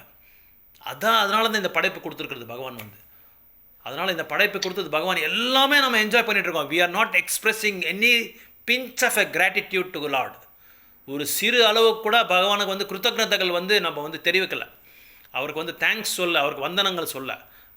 நம்மளே எல்லாமே எடுத்து சாப்பிட்டுருக்கோம். கீ ஸ்வீட்ஸுப்பா ரொம்ப அருமையாக இருக்குது அப்படின்னு சொல்லி சக்க நம்மளே சாப்பிட்டுருக்கோம். பகவானுக்கு கொஞ்சம் கூட பகவான் எல்லாமே நீங்கள் எல்லாமே எடுத்துக்கோங்க, ஆனால் எனக்கு கொடுத்துட்டு எடுத்துக்கோங்கன்றாங்க. எனக்கு அன்பு அந்த நீங்கள் கொடுக்குறீங்களா அந்த ஆஃபரிங்ஸ், அதனால தான் நான் என்ன சொல்கிறேன், விக்கிரகாராதனை ரொம்ப இம்பார்ட்டண்ட்டு. ஒரு வீட்லேயும் பகவானோட படத்தை வச்சோ பகவானோட விக்கிரகத்தை வச்சோ அந்த படத்துக்கு டெய்லி படிங்க, டெய்லி படிச்சுட்டு சாப்பிடுங்க. ஏன்னா பகவானுக்கு ரொம்ப சந்தோஷமாக இருக்கும். பார்த்தியா எனக்கு ஃபஸ்ட்டு கொடுக்குறாங்க. இப்போ நம்ம ஒரு விருந்தாளிக்கு வீட்டுக்கு போனால் நம்ம என்ன செய்கிறாங்க, எல்லாமே ஃபஸ்ட்டு விருந்தாளிக்கு ஃபஸ்ட்டு ப்ரிஃபரன்ஸ். சும்மா சாப்பிடாத அவங்களாம் போன பிறகு, விருந்தாளிகளை போன பிறகு நம்ம மீதியான நம்மளுக்கு மீதியான நம்ம சாப்பிட்லாம். ஏன்னா first preference given to the guest, chief guest. The chief guest is Lord in our house. He is the centre point. அவருக்கு எல்லாம் அன்பாக எது கொடுத்தாலும் அவங்க என்ன பண்ணுறாங்க, ஓகே ரைட் கொடுங்க நான் வாங்கிக்கிறேன்றாங்க. அதுக்கப்புறம் அவர் எல்லாமே சாப்பிட்றதில்ல, அதனால தான் அவர் விட்டுறது. நிறைய பேர் கேட்குறாங்களே, என்ன உங்கள் கிருஷ்ணர் எதுவுமே சாப்பிடல, இலையில் அப்படியே இருக்குது, தட்டையில் அப்படியே இருக்குன்னா, அவர் சாப்பிட்டுட்டாரு, நான் எல்லாமே சாப்பிட்ட உங்களுக்கு இருக்காதுன்னு சொல்லி தான் அவர் மீதி கொடுத்துட்டாரு. எல்லாமே அவர் கொஞ்சமாக சாப்பிட்டு டேஸ்ட் பண்ணி எல்லாமே கொடுத்துட்றாரு. எப்படி சாப்பிட்றாரு, கண்ணால் சாப்பிட்றாரு, காதால் சாப்பிட்றாரு, இதயத்தால் பார்க்க சாப்பிட்றாரு. அவர் எந்த அங்கத்தில் எது வேணாலும் அவர் செய்வார். அங்கான எஸ்ஏ சகலேந்திர விருத்தி மந்தி. அதனால் பகவான் நமக்கு என்ன எதிர்பார்க்குறோன்னா அன்பு தான். அந்த அன்பு பரிமாற்றம் வேணும்னா நீங்கள் ஒருத்தர் என்ன பண்ணணும், விக்கிரகாராதனை பண்ணணும், பகவானை டெய்லி பூஜை பண்ணணும். ஃபஸ்ட்டு 2 hours 3 hours பகவானுக்காகவே நம்ம அலாட்மெண்ட் பண்ணணும், அவருக்காக நம்ம ரெக்ரூட் பண்ணணும். இது ஃபஸ்ட் 2 hours பகவானுக்கு தான், another 2 hours ஃபார் சாண்டிங் பகவானுக்கு தான், another ஈவினிங் திரும்பி மறுபடியும் பகவானுக்கு. லார்டுக்கு என்ன சர்வீஸ் பண்ணணும், லார்டுக்கு எப்படி ஏதோ சாண்டிங் பண்ணுறது, நகர் சங்கீதத்துக்கு போகிறது, சத் சங்கத்துக்கு போகிறது, பிரச்சாரம் பண்ணுறது, எல்லாமே அவருக்காக தான். ஆனால் நம்மளோட லிமிட்டட் ஹவர்ஸை வச்சுக்கிட்டு நம்ம ஃபேமிலி மெயின்டைன் பண்ணுறதுக்கு என்ன வேணுமோ அதை நம்ம சேகரிச்சுட்டு மறுபடியும் மீதி again join the service to again back to the pavilion to serve Krishna. Okay, Hare Krishna. ரொம்ப நன்றி எல்லாருமே இந்த சத்சங்கத்தில் கலந்து கொண்டதுக்கு. ஹரே கிருஷ்ணா. நம்ம வைஷ்ணவ பிரணாம் சொல்லலாம். வாஞ்சா கல்பத்தருபியஸ்ஸ கிருபா சிந்துபியேவச்ச பतितानां पावनेभ्यो वैष्णवेभ्यो नमो नमः. अनंत कोटि वैष्णव वृंद की जय. ஷீல பிரபுபாதி की जय. ஷீல குருதேவ் की जय. கௌர் பிரேமந்தே. அப்புறம் இந்த மகாலயா இதை என்ன சொல்கிறது, இந்த பித்ருபக்ஷம் இது நடந்துகிட்ருக்கு. யாராவது பித்ருபக்ஷம் நீங்கள் ஏதாவது பண்ணுற மாதிரி இருந்தால் அது பகவானுக்கு படிச்சுட்டு உங்கள் உறவுக்காரங்களுக்கு நீங்கள் அப்புறமா காகைக்கு எடுத்துகிட்டு போய் வைக்கலாம். அதுக்கு முன்னாடி வைக்காதீங்க. அப்படி வச்சா உண்மையாக உங்கள் பித்ருங்கள் கண்டிப்பாக அதை சாப்பிட்றாங்க. அந்த பித்ரு தேவதைகள் கூட யாருன்னா பகவானோட உருவம் தான். இல்லைனா நான் நிறைய பேருக்கு கொஸ்டின் வரலாம், என்னடா இது காக்கை போய் எப்படி சாப்பிடுதுன்னா, because Lord comes in that pitru form. உங்களுக்கு ஒரு ஸ்டோரியே நான் சொல்லியிருக்கேன். லாஸ்ட் இயர் எத்தனை பேர் நீங்கள் அட்டென்ட் பண்ணீங்களோ, எத்தனை பேர் உங்களுக்கு ஞாபகம் இருக்கோ தெரியல, நான் இந்த ஸ்டோரியை உங்களுக்கு சொல்லியிருக்கேன். ஸோ பித்ருபக்ஷம் பகவானுக்கு நீங்கள் படைச்சிட்டு நீங்கள் பகவான் அவர் கொடுத்தா உண்மையாக அவர் பட்னியாக கிடக்கிற நம்ம பித்ருங்களுக்கு எல்லாமே அந்த பிரசாதம் போய் சேரும். கண்டிப்பாக அவங்க வைகுண்ட லோகத்துக்கு போவாங்க. அவங்க எந்த லோகத்தில் இருக்கிறாங்களோ தெரியாது, நம்மளுக்கு யாருக்குமே தெரியாது. உடனே இந்த பிரசாதம் சாப்பிட்ட உடனே அவங்க வைகுண்ட லோகத்துக்கு போயிடுவாங்க. அதுக்கப்புறம் கோமாதா கோசேவா உண்மையாக பண்ணும். கோசேவா பண்ணால் ரொம்ப நல்லது. ஒருவேளை இந்த பித்ருபக்ஷம் பண்ண முடியாது, நீங்கள் மகாலயா அமாவாசை ஒரே நாள் இது பண்ணலாம். நீங்கள் அன்றைக்கி பண்ணால் கூட போதும். ಜಪ ಮಾಡಿ ಪ್ರಸಾದ ಇಟ್ಟಿದ್ದೆ ಪ್ರಭು, ನೀವು ಹೇಳ್ದಂಗೆ. Very good. ನೈವೇದ್ಯ ಮಾಡಿದ್ರಾ? ಹಾಂ ಪ್ರಭು. ತುಳಸಿ ಹಾಕಿ ಮಂತ್ರ ಹೇಳಿದ್ರಾ? ಹಾಂ ತುಳಸಿ ಹಾಕಿ ಮಂತ್ರ ಹೇಳ್ತೀವಿ. ಗುಡ್. ಅದರಲ್ಲಿ ನೀವು ಪ್ರೇಯರ್ ಆಫರ್ ಮಾಡಬೇಕು. ಇದು ನಮ್ಮ ತಾಯಿ ತಂದೆಗೆ ನಾನು ಭಗವಂತನ ಭಕ್ತರಾಗಲಿ, ಅವರು ಹೇಗಾದರೂ ಭಗವಂತನ ಲೋಕಕ್ಕೆ ಹೋಗಲಿ, ಅವ್ರಿಗೆ ಭಗವಂತನ ಭಕ್ತಿ ಬರಲಿ ಅಂತ ನಾವು ಇದನ್ನು ಹೇಳಬೇಕು, ಅದನ್ನು ಪ್ರಾರ್ಥನೆ ಮಾಡಬೇಕು ಅವ್ರಿಗೆ. ಆವಾಗ ಭಗವಂತನಿಗೆ ಪ್ರಾರ್ಥನೆ ಮಾಡಿಬಿಟ್ಟು ಆಮೇಲೆ ಇದು ಮಾಡಬೇಕು. ಆಮೇಲೆ ನಾವು ನೈವೇದ್ಯ ಮಾಡಿದ್ಮೇಲೆ ಈ ಥರ ಪ್ರಾರ್ಥನೆ ಮಾಡಬೇಕು. ಆ ಸಂಕಲ್ಪ ಹೇಳ್ಕೊಬೇಕು, ಇಂಥವ್ರಿಗೆ ಅಂತೇಳಿ ನಾವು ಸಂಕಲ್ಪ ಮಾಡ್ಕೋಬೇಕು. ಅದೇ ಪ್ರಭು, ನಾನು ಇವಾಗ ಈ ಅಮಾವಾಸ್ಯೆ ದಿವಸಗಳು ತಂದೆ ತಾಯಿಗೆ ಸಂಕಲ್ಪ ಮಾಡ್ಕೊಂಡು 16 ಇದು ಜಪ ಮಾಡ್ತೀವಿ ಪ್ರಭು. ಅವ್ರಿಗೆ ಅವ್ರ ಹೆಸರಿನಲ್ಲಿ ವೆರಿ ಗುಡ್ ಅವ್ರದ್ದು ಎಲ್ಲ ಹೇಳಿ ಜಪ ಮಾಡ್ತೀವಿ. Very good, nice. ಆಮೇಲೆ ಕಾಗೆ ಇಡ್ತೀರಾ? ಇಡ್ತೀವಿ. ಕಾಗೆ ಬೆಳಗ್ಗೆ ಇಡುತ್ತಾರೆ, ಸಾಯಂಕಾಲ ಇಡಕ್ಕೆ ಇಡಲ್ಲ. ಹೌದು, ಅದಕ್ಕೆ ಇಡಕ್ಕೆ ಮುಂದೆ ವಿಷ್ಣುಗೆ ಫಸ್ಟ್ ನೈವೇದ್ಯ ಮಾಡಬೇಕು. ಅದೇ ಮಾಡೋದು. ವಿಷ್ಣುಗೆ ನೈವೇದ್ಯ ಮಾಡಿಬಿಟ್ಟು ಆ ಪ್ರಸಾದಂದ ತೊಗೊಂಡೋಗಿ ಕೊಡಬೇಕು. ಯಾಕಂದರೆ ಯಾರಿಗೂ ಇದು ಗೊತ್ತಿಲ್ಲ, ಇದ್ರ ಬಗ್ಗೆ ಯಾರಿಗೂ, ಸನಾತನ ಧರ್ಮದ ಬಗ್ಗೆ ಯಾರಿಗೂ ಗೊತ್ತಿಲ್ಲ. ಸೊ ಅದಕ್ಕೆ ನಾವು ಅದು ಮಾಡಬೇಕಾದ್ರೆ ಭಗವಂತನಿಗೆ ಕೊಟ್ಟು ಅದಾದಮೇಲೆ ಅದನ್ನು ತೊಗೊಂಡೋಗಿ ಕಾಗೆಗೆ ಇಡ್ಬೋದು. ಓಕೆ, ಬೇರೆ ಏನಾದರೂ ಡೌಟ್ಸ್ ಇದೆಯಾ? ಸೊ ಶನಿವಾರ ಮತ್ತೆ ತುಳಸಿ ಕೀರ್ತನ ಮತ್ತು ಟೆಸ್ಟ್ ಇರುತ್ತೆ. ನೆಕ್ಸ್ಟ್ ಬಂದು ಗುರು ಅಷ್ಟಕಮ ಹೇಳಬೇಕು, ಸಂಸಾರದವ.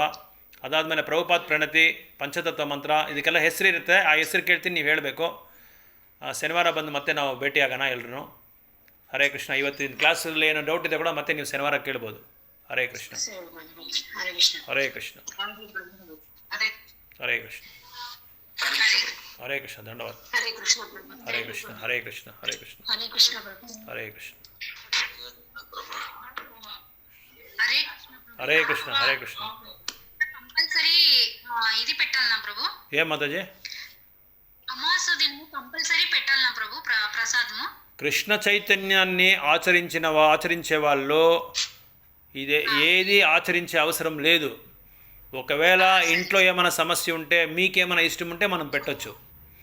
ముఖ్యంగా మనము మన పితృలకి కావాల్సింది ఏమంటే, మనం చేసే భక్తి మనం ప్యాకేజ్గా పంపించచ్చు వాళ్ళకి. ఇది ప్యాకేజ్గా పోతుంది. మనం చేసే 16 రౌండ్ చాంటింగ్ వాళ్ళకి సెపరేట్గా మనం చాంటింగ్ కూడా చేయొచ్చు, ప్రార్థన చేయొచ్చు.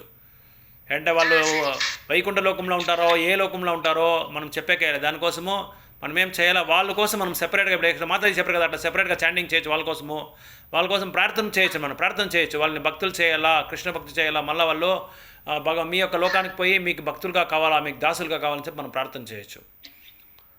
అయితే కృష్ణ చైతన్యాన్ని ఆచరించే వాళ్ళు వాళ్ళ ముందు జన్మలోనే అన్నీ చేసేసి వచ్చేసినారు. వాళ్ళు ఎవరు జపమాల చేతిలో పెట్టుకొని 16 రౌండ్లు చాంట్ చేస్తారో వాళ్ళకి అందరికీ ఎగ్జామ్స్ అంతా ముందే పాస్ అయిపోయినారు. వాళ్ళు అన్ని ఎగ్జామ్స్ పాస్ అయిపోయినారు. వాళ్ళు ఆ పాస్ అయినాకే మనం ఈ జపమాల లేకపోతే ఎత్తేకేయలే.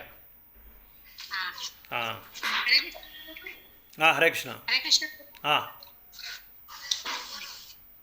హరే కృష్ణ చెప్పండా.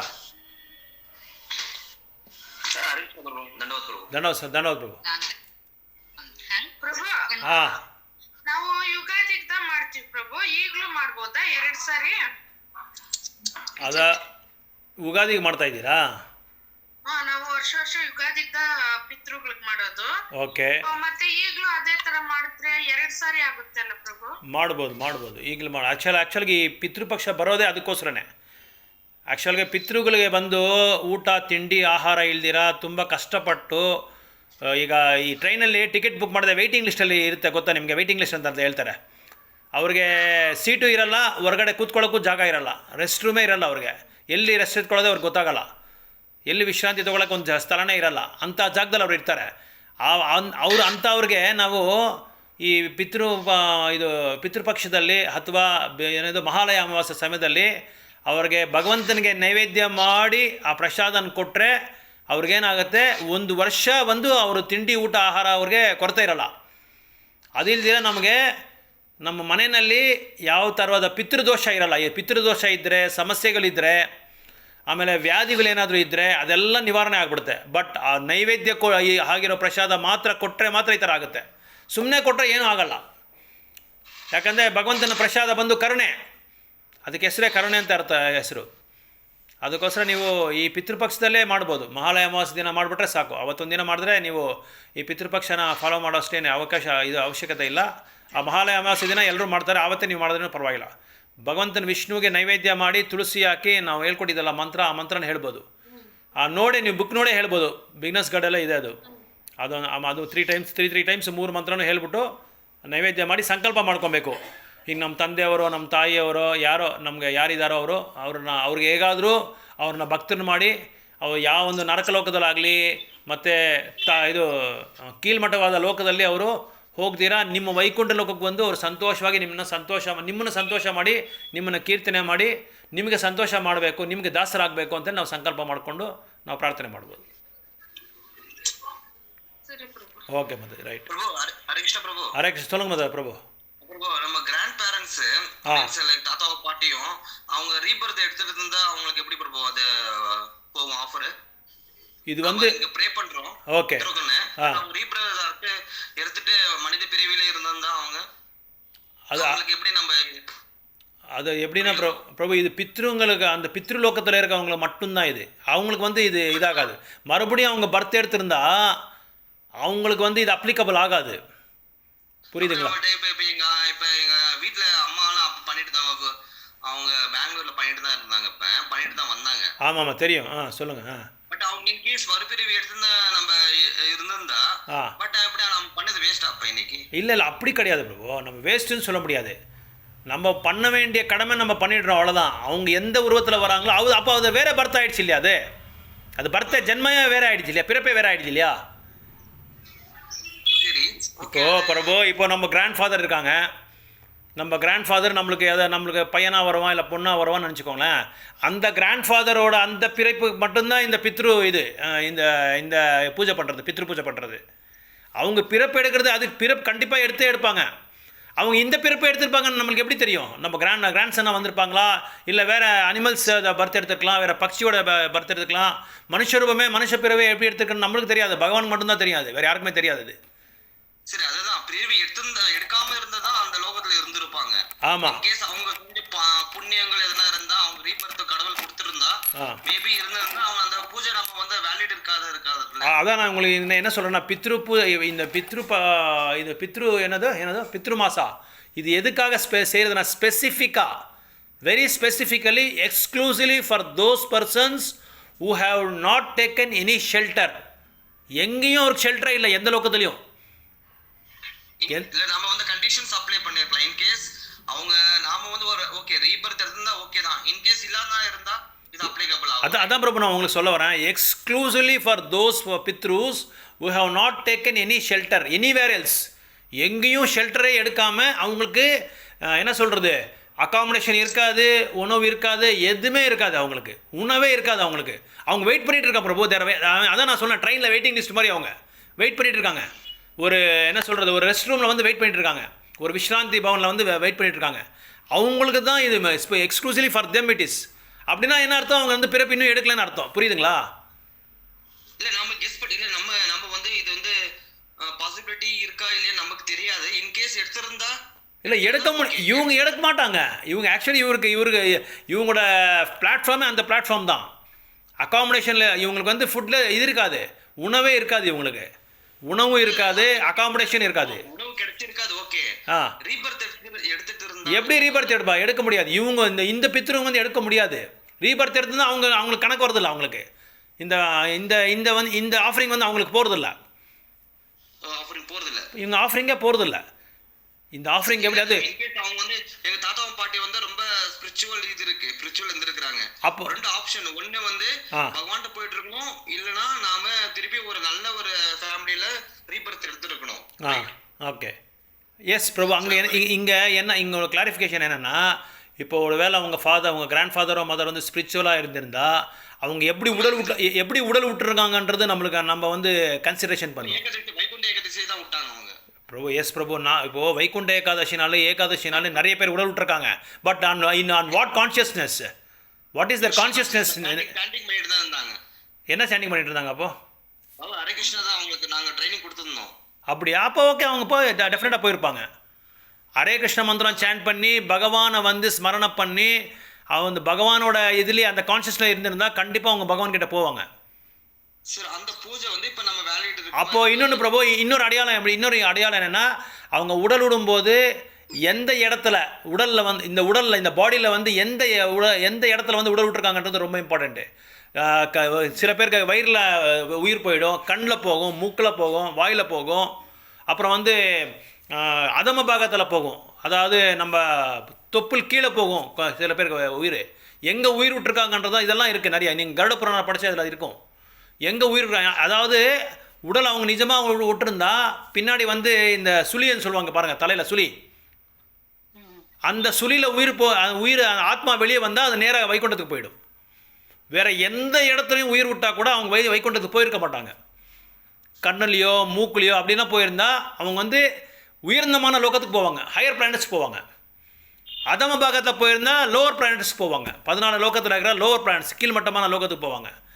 மேலே வயிறுக்கு மேலே தொப்பிலுக்கு மேலே எங்கே விட்டுருந்தா கூட ஹையர் பிளானட்ஸ் போவாங்க. சொர்க்கலோகம் அந்த மாதிரி, தேவலோகம் அந்த மாதிரி போவாங்க. ஒரு வேளை அவங்க உண்மையாக பகவானோட கான்ஷியஸ்னஸில் பகவானை நினச்சி பகவானோட லீலைகளாக அந்த உருவம் ஷியாமசுந்தர ரூபத்தை வந்து மெடிடேட் பண்ணி பகவான நாமத்தை சொல்லியிருந்தா, கான்ஷியஸ்னஸில் அவர் மேலே இருந்திருந்தா கண்டிப்பாக வந்து அந்த சுழியில் வந்து ஆத்மா ஓப்பன் ஆகி அந்த ஆத்மா வந்து நேராக வைகுண்ட லோகத்துக்கு போகும். அதனால தான் எங்கள் சிக்கா எல்லாம் நாங்கள் எதுக்கு வைக்கிறதுனா, அந்த சிக்கா ஓப்பன் பண்ணி அந்த ஆத்மா வெளியே வரும். அந்த இடத்துல வந்து ஓப்பனாக இருக்கான்னு சொல்லி நம்ம பார்க்கணும். அதெல்லாம் நம்ம கன்சிடரேஷன் எடுத்தால் தான் அவங்க இந்த மாதிரி பர்டிகுலர் லோகத்துக்கு போயிருக்காங்கன்னு சொல்லி நம்ம வந்து இது பண்ணலாம். நம்ம we can take it as a consideration. புரியுதா பிரபு? ಅದು ಹೋಗಿರುತ್ತೆ ಅಂತ ನಮ್ಗೆ ಹೆಂಗ್ ಗೊತ್ತಾಗುತ್ತೆ ಬ್ರೋ, ಎಲ್ಲಿ ಹೋಗಿದೆ ಜೀವ ಅಂತ ನಮ್ಗೆ ಅವ್ರ ಪಕ್ಕದಲ್ಲಿ ಇರೋರು ಗೊತ್ತಾಗ್ಬಿಡುತ್ತೆ. ಪಕ್ಕದಲ್ಲಿ ಕಾನ್ಷಿಯಸ್ನೆಸ್ ಇರುತ್ತಲ್ಲ ಅವ್ರಿಗೆ ಗೊತ್ತಾಗ್ಬಿಡುತ್ತೆ. ಅವ್ರು ಭಗವಂತನ ನಾಮ ಹೇಳ್ತಾ ಇರ್ತಾರೆ. ಭಗವಂತನ ನಾಮ ಹೇಳಿದ್ದಾರೆ ಅಂದರೆ ಅವ್ರು ಏನೋ ಟ್ರೈನಿಂಗ್ ಮಾಡಿದ್ದಾರೆ ಅಂತ ಅರ್ಥ. They have taken Krishna conscious ಅಂತ ಅರ್ಥ.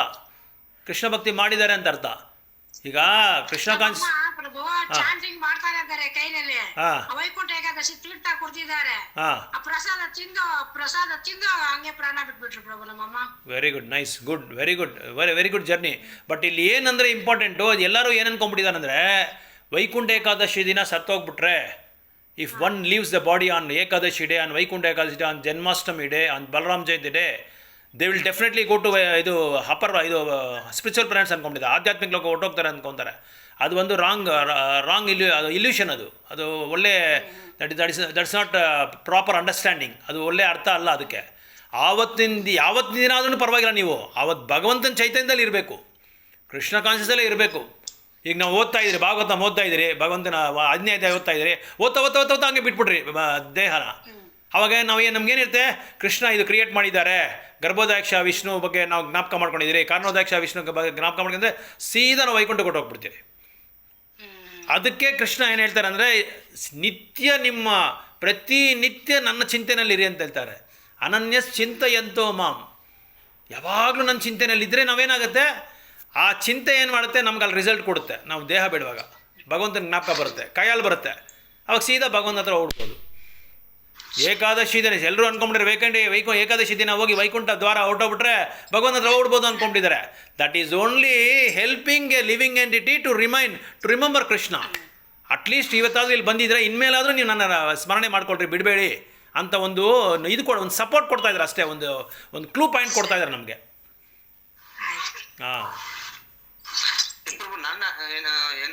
என்னோட அண்டர்ஸ்டாண்டிங் என்னன்னா, இன் கேஸ் அவங்க ரீபர்த் எடுத்து அந்த நல்ல குடும்பத்துல பிறந்திருந்தா கூட அவங்க வந்து கர்மா வந்து மைனஸ் ஆகும் தானே பிரபு? நம்ம பூஜை பண்ணது கர்மா எப்போ மைனஸ் ஆகும்னா, if they don't repeat the karma should be zero.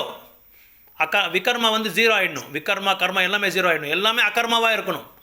நம்ம பண்ணுற ஒரு செயலும் வந்து கம்ப்ளீட்லி கிறிஸ்டனைஸ்டாக இருக்கணும், ஸ்பிரிச்சுவலைஸ்டாக இருக்கணும். அப்போ வந்து கண்டிப்பாக அவங்க வந்து அவங்களோட கர்மா ஜீரோ ஆகிடும், மைனஸ் ஆகிடும். அதான் 1866 நீங்கள் படிக்கணும். சர்வதர்மான் எல்லாமே விட்டு என்கிட்ட வந்து நான் எல்லா பாவத்தை எடுத்துறேன்றாரு. அப்போ எந்த கர்மாவும் இருக்கக்கூடாது, யார் மேலே அட்டாச்மெண்ட் இருக்கக்கூடாது. இல்லை நம்ம பூஜை பண்ணுறது, இப்போ நம்ம திதி கொடுக்குறது, இப்போ இன்னைக்கு பித்ருபக்ஷம் பண்ணுது, அவங்க எந்த கர்மா இருந்தாலும் ஒரு 80% 100% இருந்தால் ஒரு அட்லீஸ்ட் 80% தான், ஒரு 30% குறையும் இல்லை பிரபு, டிக்ரீஸ் ஆகும் தானே? 80% அவங்க பண்ணியிருந்தா மறுபடியும் அவங்களுக்கு வாய்ப்பு கொடுப்பாங்க. மறுபடியும் அவங்க வந்து நம்ம ப்ரே பண்ணது, இன்னைக்கு பித்ருபக்ஷம் ப்ரே பண்ணது கண்டிப்பாக அந்த பேக்கேஜ் போகும். அந்த பேக்கேஜ் போகும். இல்ல இப்போ இன்னைக்கு பூஜை பண்ணோம்னாங்க, ஓகே, பித்ருபக்ஷம் பூஜை பண்ணோம். அதனால அவங்க எது ரீபர்த் எடுத்திருந்தா கூட அவங்க எங்கனால அவங்க ப்ரே பண்ணதுனால அந்த கர்மா கொஞ்சம் மைனஸ் ஆயிட்டு இருக்கும். அந்த கர்மா மைனஸ் ஆகிறது வந்து that will come in the form of a devotee. அவங்க டிவோட்டியாக வருவாங்க. நம்ம பண்ண ப்ரேயர்னால இப்போ நம்மளோட பக்தி வந்து தூய்மையாக இருக்கணும் பிரபு. நம்மளோட ஒரு டிவோட்டி வந்து ப்ரே பண்ணுறாங்கன்னா அந்த டிவோட்டியோட கான்ஷியஸ்னஸ் பியூராக இருக்கணும். அவனோட டிவோஷன் வந்து ரொம்ப என்ன சொல்கிறது டாப் மோஸ்ட் லெவலில் பக்தியில் இருக்கணும் அவரோட ப்ரேயர்ஸு. அம்மா பூஜை பண்ணாங்கல்ல, ஓகே. இப்போ அம்மா பூஜை பண்ணி நீங்க என்ன சொன்ன ப்ரொசீஜர் என்ன சொன்னாங்க அதுதான் பண்ணாங்க. ஓகே, பண்ணிட்டு குட். துளசி இது பண்ணிட்டு இதெல்லாம் பண்ணாங்க. இப்போ நாமளும் இப்போ நீங்க நம்ம சத்சங்கத்துல பண்றோம், பண்ணிட்டு அந்த இது வந்து அங்க போகணும் சொல்லி ப்ரே பண்றோம். ஓகே, ஆமாம் ஆமாம். பண்ணும்போது இன் கேஸ் அவங்க வந்து பித்ரு லோகத்திலேயே இருந்தா ஒண்ணு நல்ல பர்த் கிடைக்கும், இல்ல பகவான்கிட்ட போவோம். இல்லைன்னா அவன் ரீபர்த் எடுத்துருந்தா அந்த ரீபர்த் என்ன இன் கேஸ் எதனா இருந்தா கர்மா அது கொஞ்சம் மைனஸ் ஆகும். ரைட். ஆமாம், கர்மா மைனஸ் ஆகும். ஒன்றும் இல்லை பிரபு, சிம்பிளாக சொல்லணுன்னா அவங்களுக்காக நம்ம வந்து அவங்க some over other we don't know whether they have gone to Vaikuntha loka or whether they have gone to other பிளானட்ஸ்ன்னு சொல்லி நம்மளுக்கு தெரியறதில்ல இல்லையா? அதனால் நம்ம ப்ரே பண்ணுறதுனால நீங்கள் சொன்ன மாதிரி கம்பல்சரி வந்து கர்மா கம்மியாகும். ஏன்னா நம்ம ப்ரே பண்ணுறதுனால அவங்களுக்கு இந்த பித்ருபக்ஷோட மெயினோட இன்டென்ஷனே வந்து அந்த உணவுக்காக தான் மெயின். அது உணவு இல்லாதவங்களுக்கு வந்து இப்போ இன்றைக்கி உணவு கொடுத்துட்டா அடுத்த வருஷம் வரைக்கும் அந்த உணவு இருக்கும். ஒன்று. ரெண்டாவது, பக்தர்கள் பண்ணுறதுனால நீங்கள் சொல்கிற மாதிரி கண்டிப்பாக அவங்களுக்கு வந்து ஒரு லிஃப்ட் கொடுக்குற மாதிரி, ஒரு பூஸ்ட் கொடுக்குற மாதிரி ஸ்பிரிச்சுவல் அக்கௌண்ட் அவங்களுக்கு ஓப்பன் ஆகிடும். ஸ்பிரிச்சுவல் அக்கௌண்ட் ஓப்பன் ஆகி மறுபடியும் அவங்க வந்து அர்த்லி பிளானுக்கு ரிட்டர்ன் வருவாங்க. அவங்க வைகுண்ட லோகத்துக்கு போகலன்னா மறுபடியும் இந்த பூலோகத்துக்கு ரிட்டர்ன் வந்து ஒரு பக்தரோட குடும்பத்திலையோ ஒரு வைஷ்ணவோட குடும்பத்திலையோ ஒரு வெள்ளரசோட வீட்லேயோ அவங்க பிறப்பெடுத்து மறுபடியும் வந்து பக்தர் ஆக்கிறது வந்து ஒரு சான்ஸ் கொடுப்பாங்க. உடனே அங்கேருந்து போக மாட்டாங்க, பித்ருலோகத்துலேருந்து வைகுண்டத்துக்கு போக முடியாது. புரியுதா பிரபு? கார்த்திக் பிரபு புரியுதுங்களா நான் சொல்கிறது? அங்கேருந்து டைரெக்டாக அவங்க போக முடியாது, அங்கே வீசாவோ எதுவும் கிடையாது. இங்கே மறுபடியும் ரிட்டர்ன் வரணும். அவங்க ரிட்டர்ன் வந்து பக்தி பண்ணுறதுக்கு ஒரு வாய்ப்பு கொடுப்பாங்க. பகவான் பக்தி பண்ணுறதுக்கு வாய்ப்பு கொடுத்து மறுபடியும் நம்ம வந்து இந்த டிவோஷன் சர்வீஸ் வந்து நல்லா பண்ணிவிட்டு பகவானோட கிருஷ்ணா கான்சியஸில் வந்து 100% நம்ம வந்து எங்கேஜ் ஆகிட்டா நேராக நம்ம வைகுண்டத்துக்கு கோலோகத்துக்கு போகலாம். Prabhu, going to Krishnaloka is not so easy Prabhu. It's not no joke, it's not easy joke. பயங்கரமான சாதனை பண்ணால் தான் நம்ம வந்து போக முடியும். 100% பிரகலாதர் எப்படி பக்தி பண்ணாரோ அந்த மாதிரி பக்தி பண்ணால் தான் நம்ம போக முடியும். இப்போ வந்து நம்ம அகாடமிக் எக்ஸாம்ஸில் வந்து 35% நம்ம மார்க் எடுத்துகிட்டு டப்பு நம்மளை வந்து முன்னாடி தள்ளிடுவாங்க, போப்பான்னு சொல்லிடுவாங்க. இல்லை வேறு ஐஏஎஸ் எக்ஸாமோ அந்த எக்ஸாமோ யாருக்காவது மினிஸ்டருக்கோ யாருக்காவது இவனுக்கு கொடுத்துட்டு நம்ம பணம் கொடுத்துட்டு லஞ்சம் கொடுத்துட்டு நம்ம போய் கரெக்டர் ஆகிடலாம், ஏதோ ஒன்று ஆகிடலாம். ஆனால் அங்கே வந்து யாரும் லஞ்சன்ற சமாச்சாரமே அங்கே கிடையாது, செல்லுபடின்றதே கிடையாது, கன்சிஸ்டன்ஸே கிடையாது.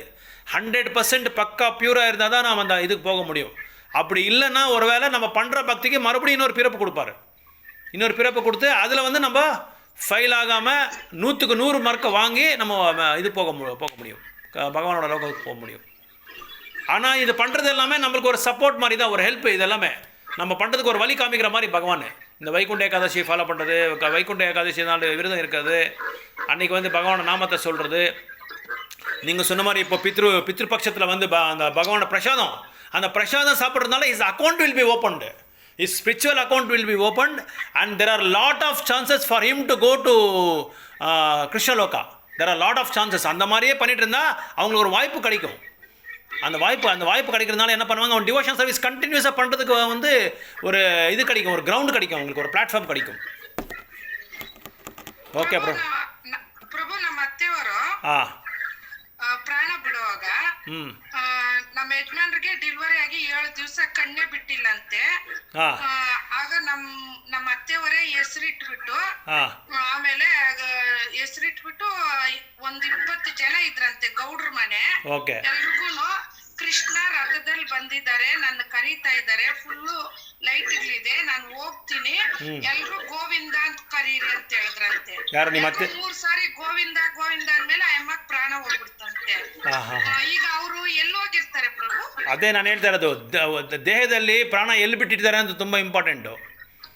ದೇಹದಲ್ಲಿ ಪ್ರಾಣ ಎಲ್ಲಿ ಬಂದು ಕರೀತಾ ಇದ್ದಾರೆ, ರಥ ಬಂದು ಓಕೆ, ಅದೆಲ್ಲ ಓಕೆ, ಮಾತಾಡಿ ಅದೆಲ್ಲ ಓಕೆ, ಅದು ಮಾತಾಡ್ಕೊಂಡೇ ಇದ್ದು ಹಂಗೆ ಹೇಳ್ಬಿಟ್ಟು ಎಲ್ರು ಗೋವಿಂದ ಅಂತ ಹೇಳಿದ್ಮೇಲೆ ಪ್ರಾಣ ಬಿಟ್ರಂತೆ. ಈಗ ಗೋವಿಂದ ಗೋವಿಂದ ಅಂತ ಹೇಳಿದ್ರಲ್ಲ, ಅವರು ಪ್ರಾಣ ಎಲ್ಲಿ ಬಿಟ್ರು ಅನ್ನೋದು ತುಂಬ ಇಂಪಾರ್ಟೆಂಟು. ಸುಳಿನಲ್ಲಿ ಬಿಟ್ಟಿದ್ದಾರಾ, ಕಣ್ಣಲ್ಲಿ ಬಿಟ್ಟಿದ್ದಾರಾ, ಮೂಗಲ್ಲಿ ಬಿಟ್ಟಿದ್ದಾರಾ, ಅದು ಇಂಪಾರ್ಟೆಂಟ್ ಅಲ್ವಾ? ಅದೆಲ್ಲ ಹೇಳ್ತಾರೆ ಶಾಸ್ತ್ರದಲ್ಲಿ, ಅದು ಹೇಳ್ತಾರೆ. ನೀವು ಪ್ರಾಣ ಎಲ್ಲಿ ಬಿಟ್ಟಿದ್ದೀರಾ ಅನ್ನೋದು ನೋಡ್ಬೇಕು ನಾವು. ಒಂದು ವೇಳೆ ಅವರು ನಿಜವಾಗಿ ಆ ಭಗವಂತನ ಭಕ್ತಿ, ಶುದ್ಧ ಭಕ್ತಿ ಮಾಡಿದರೆ ಖಂಡಿತವಾಗಿ ಅವ್ರು ಗೋವಿಂದ ಹತ್ರ ಹೋಗಿರ್ತಾರೆ, ವೈಕುಂಠಕ್ಕೆ ಹೋಗಿರ್ತಾರೆ, 100% ಹೋಗಿರ್ತಾರೆ. ಭಗವಂತನೇ ಅವ್ರ ಪ್ರಾಣ ಹೋದ್ಮೇಲೆ ನಮ್ಮ ಯಜಮಾನ್ರು ಆಮೇಲೆ ಕಣ್ಣು ತೆಗೆದು ಕಿರ್ಚಿದ್ರಂತೆ. 7 ದಿವಸ ಕಣ್ಣು ತೆಗಿಲ್ಲ ಅಂತೆ, ಅಳ್ಳೇ ಇಲ್ಲಂತೆ. ಯಾರು ನಿಮ್ಮ ಯಜಮಾನ್ರ? ಅವ್ರಿಗೆ ಆತರ ಹೇಳಿ ಅವ್ರ ಪ್ರಾಣ ಹೋದ್ಮೇಲೆ ಇವ್ರು ಕಣ್ಣು ಬಿಟ್ರಂತೆ. ಓಹೋ ಸರಿ ಸರಿ ಸರಿ. ಹಾಂ ಹಾಂ ಹಾಂ. 7 ದಿನ ಕಣ್ಣು ತೆಗೆದಿಲ್ವಾ? 7 ದಿನ ಕಣ್ಣೇ ತೆಗಿಲ್ಲಂತೆ. ಎಲ್ರು ಮಗು ಕಣ್ಣು ಹೋಗ್ಬಿಟ್ಟಿದೆ ಅಂದ್ಕೊಂಡ್ರಂತೆ. ಹೌದಾ? ಅವ್ರು ಸತ್ತ ಮೇಲೆ ಇವ್ರ ಕಣ್ಣು ತೆಗೆದ್ರಂತೆ. ಅಲ್ಲ ನಿಮ್ಮ ಅತ್ತೆಯವರು ಹೆಂಗೆ, ಅವ್ರ ಭಕ್ತಿ ಸೇವೆ ಹೆಂಗೆ? ಚಿಕ್ಕ ವಯಸ್ಸಿಂದ ಮದುವೆ ಆದ್ಮೇಲೆ ಅದೆಲ್ಲ ಹೆಂಗಿತ್ತು? ಅವ್ರು ಹಳ್ಳಿನಾಗ ನನ್ಗೆ ಏನು ಗೊತ್ತಿಲ್ಲ ಪ್ರಭು. ಅವ್ರು ಗೌಡ್ರ ಮಗಳು, ದೊಡ್ಡ ಗೌಡ್ರ ಅವ್ರು, 7 ಊರ್ಗೆ. Okay okay. ಆತರ ಮಗಳು ಒಳ್ಳೆ ರಾಣಿ ತರ ಇದ್ದಿದ್ದಂತೆ ಪ್ರಭು. ಮಾತಾಜಿ 4 ಗಂಟೆ. ಓಕೆ, ನಾನೇನು ಹೇಳ್ತೀನಿ ಅಂದರೆ 8ನೇ ಅಧ್ಯಾಯದಲ್ಲಿ ಭಗವಂತ ಏನು ಹೇಳ್ತಾರೆ ಅಂದರೆ, ಎಂ ವಾಪಿ ಸ್ಮರನ್ ಭಾವಂ ತಜಂತಂತೆ ಕಲೇವರಂ ಅಂತ ಒಂದು ಶ್ಲೋಕ ಬರುತ್ತೆ. ಆಮೇಲೆ ಅಂತಕಾಲೇಚ ಮಾಮೇವ ಸ್ಮರನ್ ಮುಕ್ತ ಕಲೇವರಂ ಅಂತ 2 ಶ್ಲೋಕ ಇದು ತುಂಬ ಇಂಪಾರ್ಟೆಂಟು. ಯಾರು ದೇಹ ಬಿಡುವಾಗ ನನ್ನ ಬಗ್ಗೆ ಚಿಂತೆ ಮಾಡಿಕೊಂಡು, ನನ್ನ ಚೈತನ್ಯದಲ್ಲಿ ನನ್ನ ಸ್ಮರಣೆ ಮಾಡಿಕೊಂಡು, ನನ್ನ ನಾಮ ಹೇಳಿಕೊಂಡು, ನನ್ನ ರೂಪವನ್ನು ಸ್ಮರಣೆ ಮಾಡಿ ಅದನ್ನು ಧ್ಯಾನ ಮಾಡ್ತಾರೋ ಅವರು ಖಂಡಿತವಾಗಿ ನನ್ನ ಲೋಕಕ್ಕೆ ಬರ್ತಾರೆ ಅಂತ ಹೇಳ್ತಾರೆ. ಈ ಥರ ಆಗಿದ್ದರೆ ಖಂಡಿತವಾಗಿ ಅವರು ವೈಕುಂಠ ಲೋಕಕ್ಕೆ ಹೋಗಿರ್ತಾರೆ. ಅದೇ ಆತರ ಹೇಳ್ಬಿಟ್ಟು ಅವ್ರು ಆತರ ಪ್ರಾಣ ಬಿಟ್ರು ಪ್ರಭು. ಬಿಟ್ಟ ಮೇಲೆ ಇವ್ರ ಕಣ್ಣು ತೆಗ್ದ್ರಲ್ವಾ, ಅದಕ್ಕೆ ಅವ್ರು ವೈಕುಂಠಕ್ಕೆ ಹೋಗಿರ್ತಾರ, ಇಲ್ಲ ಅವರೇ ಇವರಾಗಿ ಹುಟ್ಟಿರ್ತಾರ? ಅವರೇ ಇವರಾಗಿ ಹುಟ್ಟಕ್ಕೆ ಚಾನ್ಸ್ ಇಲ್ಲ. ಯಾಕಂದರೆ ಪದ್ಧತಿ ತುಂಬ ಪ್ರಾಸೆಸ್ ಇದೆ. ಹೋಗಿ ಮತ್ತೆ ಅವರು ಯಾವ ಲೋಕಕ್ಕೆ ಹೋಗಿರ್ತಾರೆ ಅಂತ ಹೇಳೋಕ್ಕಾಗಲ್ಲ ನಾವು. ಅವ್ರು ಯಾವ ಲೋಕಕ್ಕೆ ಹೋಗಿರ್ತಾರೋ ಆ ಲೋಕಕ್ಕೆ ಹೋಗಿ ಮತ್ತೆ ಅವರ ಜನ್ಮ ತೊಗೋಬೇಕಾದ್ರೆ ಸ್ವಲ್ಪ ಪ್ರಾಸೆಸ್ ಇದೆ. ತಕ್ಷಣ ಬಂದು ಆ ಥರ ಹೇಳೋಕ್ಕಾಗಲ್ಲ. ಭಗವಂತ ಏನಾದರೂ ಆ ಥರ ಇದ್ದರೆ ಹೇಳೋಕ್ಕಾಗಲ್ಲ.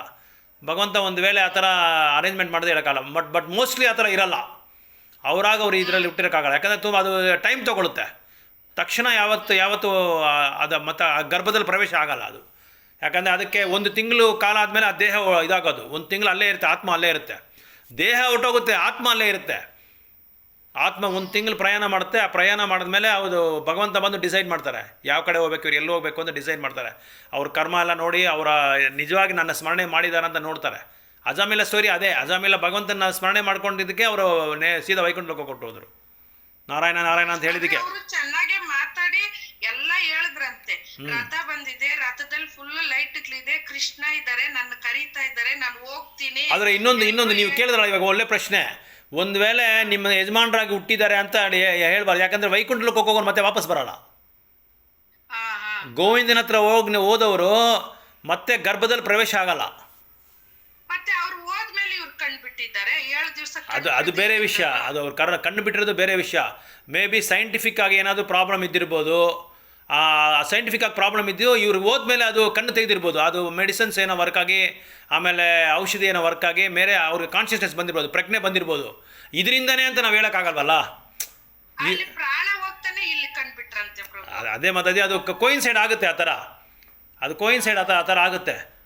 ಇವಾಗ ನೋಡಿ, ನಾವೇನೋ ಅಂದ್ಕೊಂಡಿರ್ತೀವಿ, ಯಾವುದೋ ಒಂದು ಕೆಲಸ ಆಗಿರಲ್ಲ, ಬಟ್ ಏನೋ ಒಂದಾಗಿ ಅದು ತಕ್ಷಣ ಆಗ್ಬೋದು. ಇವಾಗ ನಾವು ಮರದ ಹತ್ರ ಹೋಗ್ತಾ ಇರ್ತೀರಿ, ಮರದ ಕೆಳಗಡೆ ಹೋಗ್ತಾ ಇರ್ತೀರಿ, ಒಂದು ದೊಡ್ಡ ಹಣ್ಣಿರುತ್ತೆ, ಮಾವಿನ. ಆ ಮಾವಿನ ನಾವು ಹಿಂಗೆ ನೋಡಿದ ತಕ್ಷಣ ನಮ್ಮ ತಲೆ ಮೇಲೆ ಬಿದ್ದೋಗ್ಬಿಡುತ್ತೆ ಅಂದ್ಕೊಳ್ಳಿ. ಉದಾಹರಣೆಗೆ ನಾವೇನು ಅನ್ಕೊತೀರಿ, ನೋಡ್ದ ನಾನು ನೋಡಿದ ತಕ್ಷಣ ಮಾವಿನ ಬಿದ್ದೋಗ್ಬಿಡುತ್ತೆ ಅಂದ್ಕೊಳ್ತಾರೆ. ಆದರೆ ಅದು ಹಿಂದ್ಗಡೆ ಏನಿದೆ, ಆ ಮಾವಿನದು ಇದಿದೆ ನೋಡಿ, ಆ ರೂಟ್ ಇದೆಯಲ್ಲ, ಅದು ಹಿಂಗೆ ನೇತಾಕಿರುತ್ತಲ್ಲ, ಅದು ಲೂಸ್ ಆಗಿಬಿಡುತ್ತೆ, ಅದು ಹಣ್ಣಾಗೋಗ್ಬಿಡುತ್ತೆ. ಅದು ಹಣ್ಣಾಗಿ ನಮ್ಮ ತಲೆ ಮೇಲೆ ಬಿದ್ದಿರುತ್ತೆ. ನಾವೇನು ಅನ್ಕೊತೀರಿ, ಇದು ನಾನು ನಿಂಗೆ ನೋಡಿದೆ ಅದು ಬಿದ್ದೋಯ್ತು ಅನ್ಕೊತೀರಿ. ಆಮೇಲೆ ಈ ಭಗವಂತನಿಗೆ ಹೂವು ಹಾಕಿರ್ತಾರೆ, ಹಾರ ಹಾಕಿರ್ತಾರೆ ದೇವಸ್ಥಾನಗಳಲ್ಲಿ. ಆ ಹಾರದ್ದು ಏನು ಬ್ಯಾಲೆನ್ಸ್ ಆಗದಿರೋ ಒಂದೊಂದ್ಸಲ ಕೆಳಗಡೆ ಬಿದ್ದೋಗ್ಬಿಡುತ್ತೆ. ನಾನು ನೋಡಿದ ತಕ್ಷಣ ಹಾರ ಬಿದ್ದೋಯ್ತು ಅಂತ ತುಂಬ ಜನ ಅಂದ್ಕೊಂಡ್ಬಿಡ್ತಾರೆ ಅಲ್ವಾ. ವರ ಕೊಟ್ಬಿಟ್ರು ಭಗವಂತ ಅಂದ್ಕೊಂಡ್ಬಿಡ್ತಾರೆ. ಇರ್ಬೋದು, ಇಲ್ಲದೇನೂ ಇರ್ಬೋದು, ಅದು ಹೇಳೋಕ್ಕಾಗಲ್ಲ. ಸೊ ಆ ಥರ ಗೋವಿಂದನ ನಿಜವಾಗಿ ಸ್ಮರಣೆ ಮಾಡಿದರೆ ವೈಕುಂಠಕ್ಕೆ ಹೋದವರು ಮತ್ತೆ ವಾಪಸ್ ಬರೋಲ್ಲ. ಅರ್ಥ ಆಯ್ತಾ ಮದಜೆ? ಬೇರೆ ಏನಾದರೂ ಅವ್ರು ಏನು ಆಸೆ ಇದ್ದರೆ ಆಸೆಗೆ ತಕ್ಕಂತೆ ಇದು. ಈಗ ನೋಡಿ, ಇದರಲ್ಲಿ ಅಮೇರಿಕನಲ್ಲಿ ಪ್ರಭುಪಾದರು ಹೋಗ್ತಾ ಇರುವಾಗ ಒಬ್ಬನು ಯಾವಾಗ ನೋಡಿದನು ಬೆಳಗ್ಗೆಯಿಂದ ನೀರಲ್ಲಿ ಆಡ್ಕೊಂಡೇ ಇದ್ದಂತೆ. ಪ್ರಭುಪಾದರು ಬಂದು ಕೇಳಿದಂತೆ ಒಬ್ಬ ಭಕ್ತರನ್ನ, ಏನು ಇವ್ನು ಯಾವಾಗಲೂ ನೀರಲ್ಲಿ ಆಡ್ಕೊಂಡಿದ್ದಾನೆ? ಇಲ್ಲ ಪ್ರಭು, ಅವನು ಸ್ವಿಮ್ಮಿಂಗ್ ಮಾಡ್ಕೊಂಡಿದ್ದಾನೆ ಬೆಳಗ್ಗೆಯಿಂದ ಅಂತ ಹೇಳ್ತಾನೆ. ಆಮೇಲೆ ಸ್ವಿಮ್ಮಿಂಗ್ ಮಾಡ್ತಾ ಇದ್ದಾನೆ, ಏನು ಮಾಡ್ತಾ ಇದ್ದಾನೆ ಅಂತ ಹೇಳ್ಬಿಟ್ಟು ಕ್ಲಾಸಿಗೆ ಬಂದ್ರಂತೆ. ಕ್ಲಾಸಿಗೆ ಬಂದು ಹೇಳಿದ್ರಂತೆ, ದಿಸ್ ಪರ್ಟಿಕ್ಯುಲರ್ ಇಡಿಯೇಟ್, ಈ ಮೂರ್ಖ ಇದ್ದಾನಲ್ಲ, ಈ ಮೂರ್ಖ ಬರೋ ಜನ್ಮಕ್ಕೆ ಇವನು ಮೀನಾಗ್ತಾನೆ, ಅದಕ್ಕೆ ಇವಾಗ ರೆಡಿ ಆಗ್ತಾ ಇದ್ದಾನೆ ಅಂತ ಹೇಳಿದ್ರಂತೆ. ನೀರಲ್ಲೇ ಅವನು ಆಡ್ಕೊಂಡಿದ್ರೆ ನಮಗೆ ಮೀನು ಜನ್ಮ ಬರುತ್ತೆ. ಸಾಯುವಾಗ ನಾವು ಯಾವಾಗಲೂ ತಿನ್ನಬೇಕು ಅಂತ ಹೇಳಿದ್ರೆ ನಮಗೇನಾಗುತ್ತೆ, ಹಂದಿ ಜನ್ಮ ಬರುತ್ತೆ. ಯಾವಾಗಲೂ ಮಲ್ಕೊಂಡೇ ಇರಬೇಕು, ನಾನು ಕಷ್ಟಪಡಬಾರ್ದು, ಸೋಂಬೇರಿತನ ಮಲ್ಕೊಂಡಿರ್ಬೇಕಂದ್ರೆ ಕರಡಿ ಜನ್ಮ ಬರುತ್ತೆ. ಯಾವಾಗಲೂ ಗೋವಿಂದನ ಸ್ಮರಣೆ ಮಾಡ್ಕೊಂಡು ಗೋವಿಂದ ನಾಮನ ಹೇಳ್ತಾ ಗೋವಿಂದ ಅಂತ ಹೊರಟೋಗ್ಬಿಡ್ತೀರಿ. ಅಂದರೆ ಇದು ಈ ಶುದ್ಧ ಭಕ್ತಿ ಬನ್ನೋದು ತುಂಬ ಸರಳವಾಗಿ ಅಂತ ನಾವು ಅಂದ್ಕೊಂಡ್ಬಿಟ್ಟಿದ್ದೀರಿ. ಅಷ್ಟು ಸರಳವಾಗಿ ಬರೋಲ್ಲ. ಎಷ್ಟೋ ಜನ್ಮ ಅಂತ ಹೇಳ್ತಾರೆ, ಎಷ್ಟೋ ಜನ್ಮ ಇದ್ದರೆ ಕೂಡ ನಮಗೆ ಶುದ್ಧ ಭಕ್ತಿ ಮಾಡೋದು ತುಂಬ ಕಷ್ಟ. ಆದರೆ ಅದೃಷ್ಟಕರ ನಮಗೇನಂದರೆ ಈ ಜನ್ಮದಲ್ಲಿ ನಮ್ಗೆ ಆ ಭಕ್ತಿ ಸಿಕ್ಕಿದೆ. ಆ ಭಕ್ತಿ ನಮ್ಗೆ ಲೈಸೆನ್ಸ್ ಕೊಟ್ಟಿದ್ದಾರೆ, ಆ ಲೈಸೆನ್ಸ್ ಉಳಿಸ್ಕೊಬೇಕು ನಾವು ಅಷ್ಟೇ. ಆ ಲೈಸೆನ್ಸ್ ಉಳಿಸ್ಕೊಂಡು ಮತ್ತೆ ಆ ಲೈಸೆನ್ಸ್ ಇಟ್ಕೊಂಡು ನಮ್ಮ ಭಗವಂತ ಹತ್ರ ಹೋಗಬೇಕು. ಆ ಥರ. ಓಕೆ ಹರೇ ಕೃಷ್ಣ. ग्रंथराज श्रीमद् भागवतम की जय, श्रील प्रभुपाद की जय, गौर प्रेमानंदे, हरि हरि बोल, हरि हरि बोल.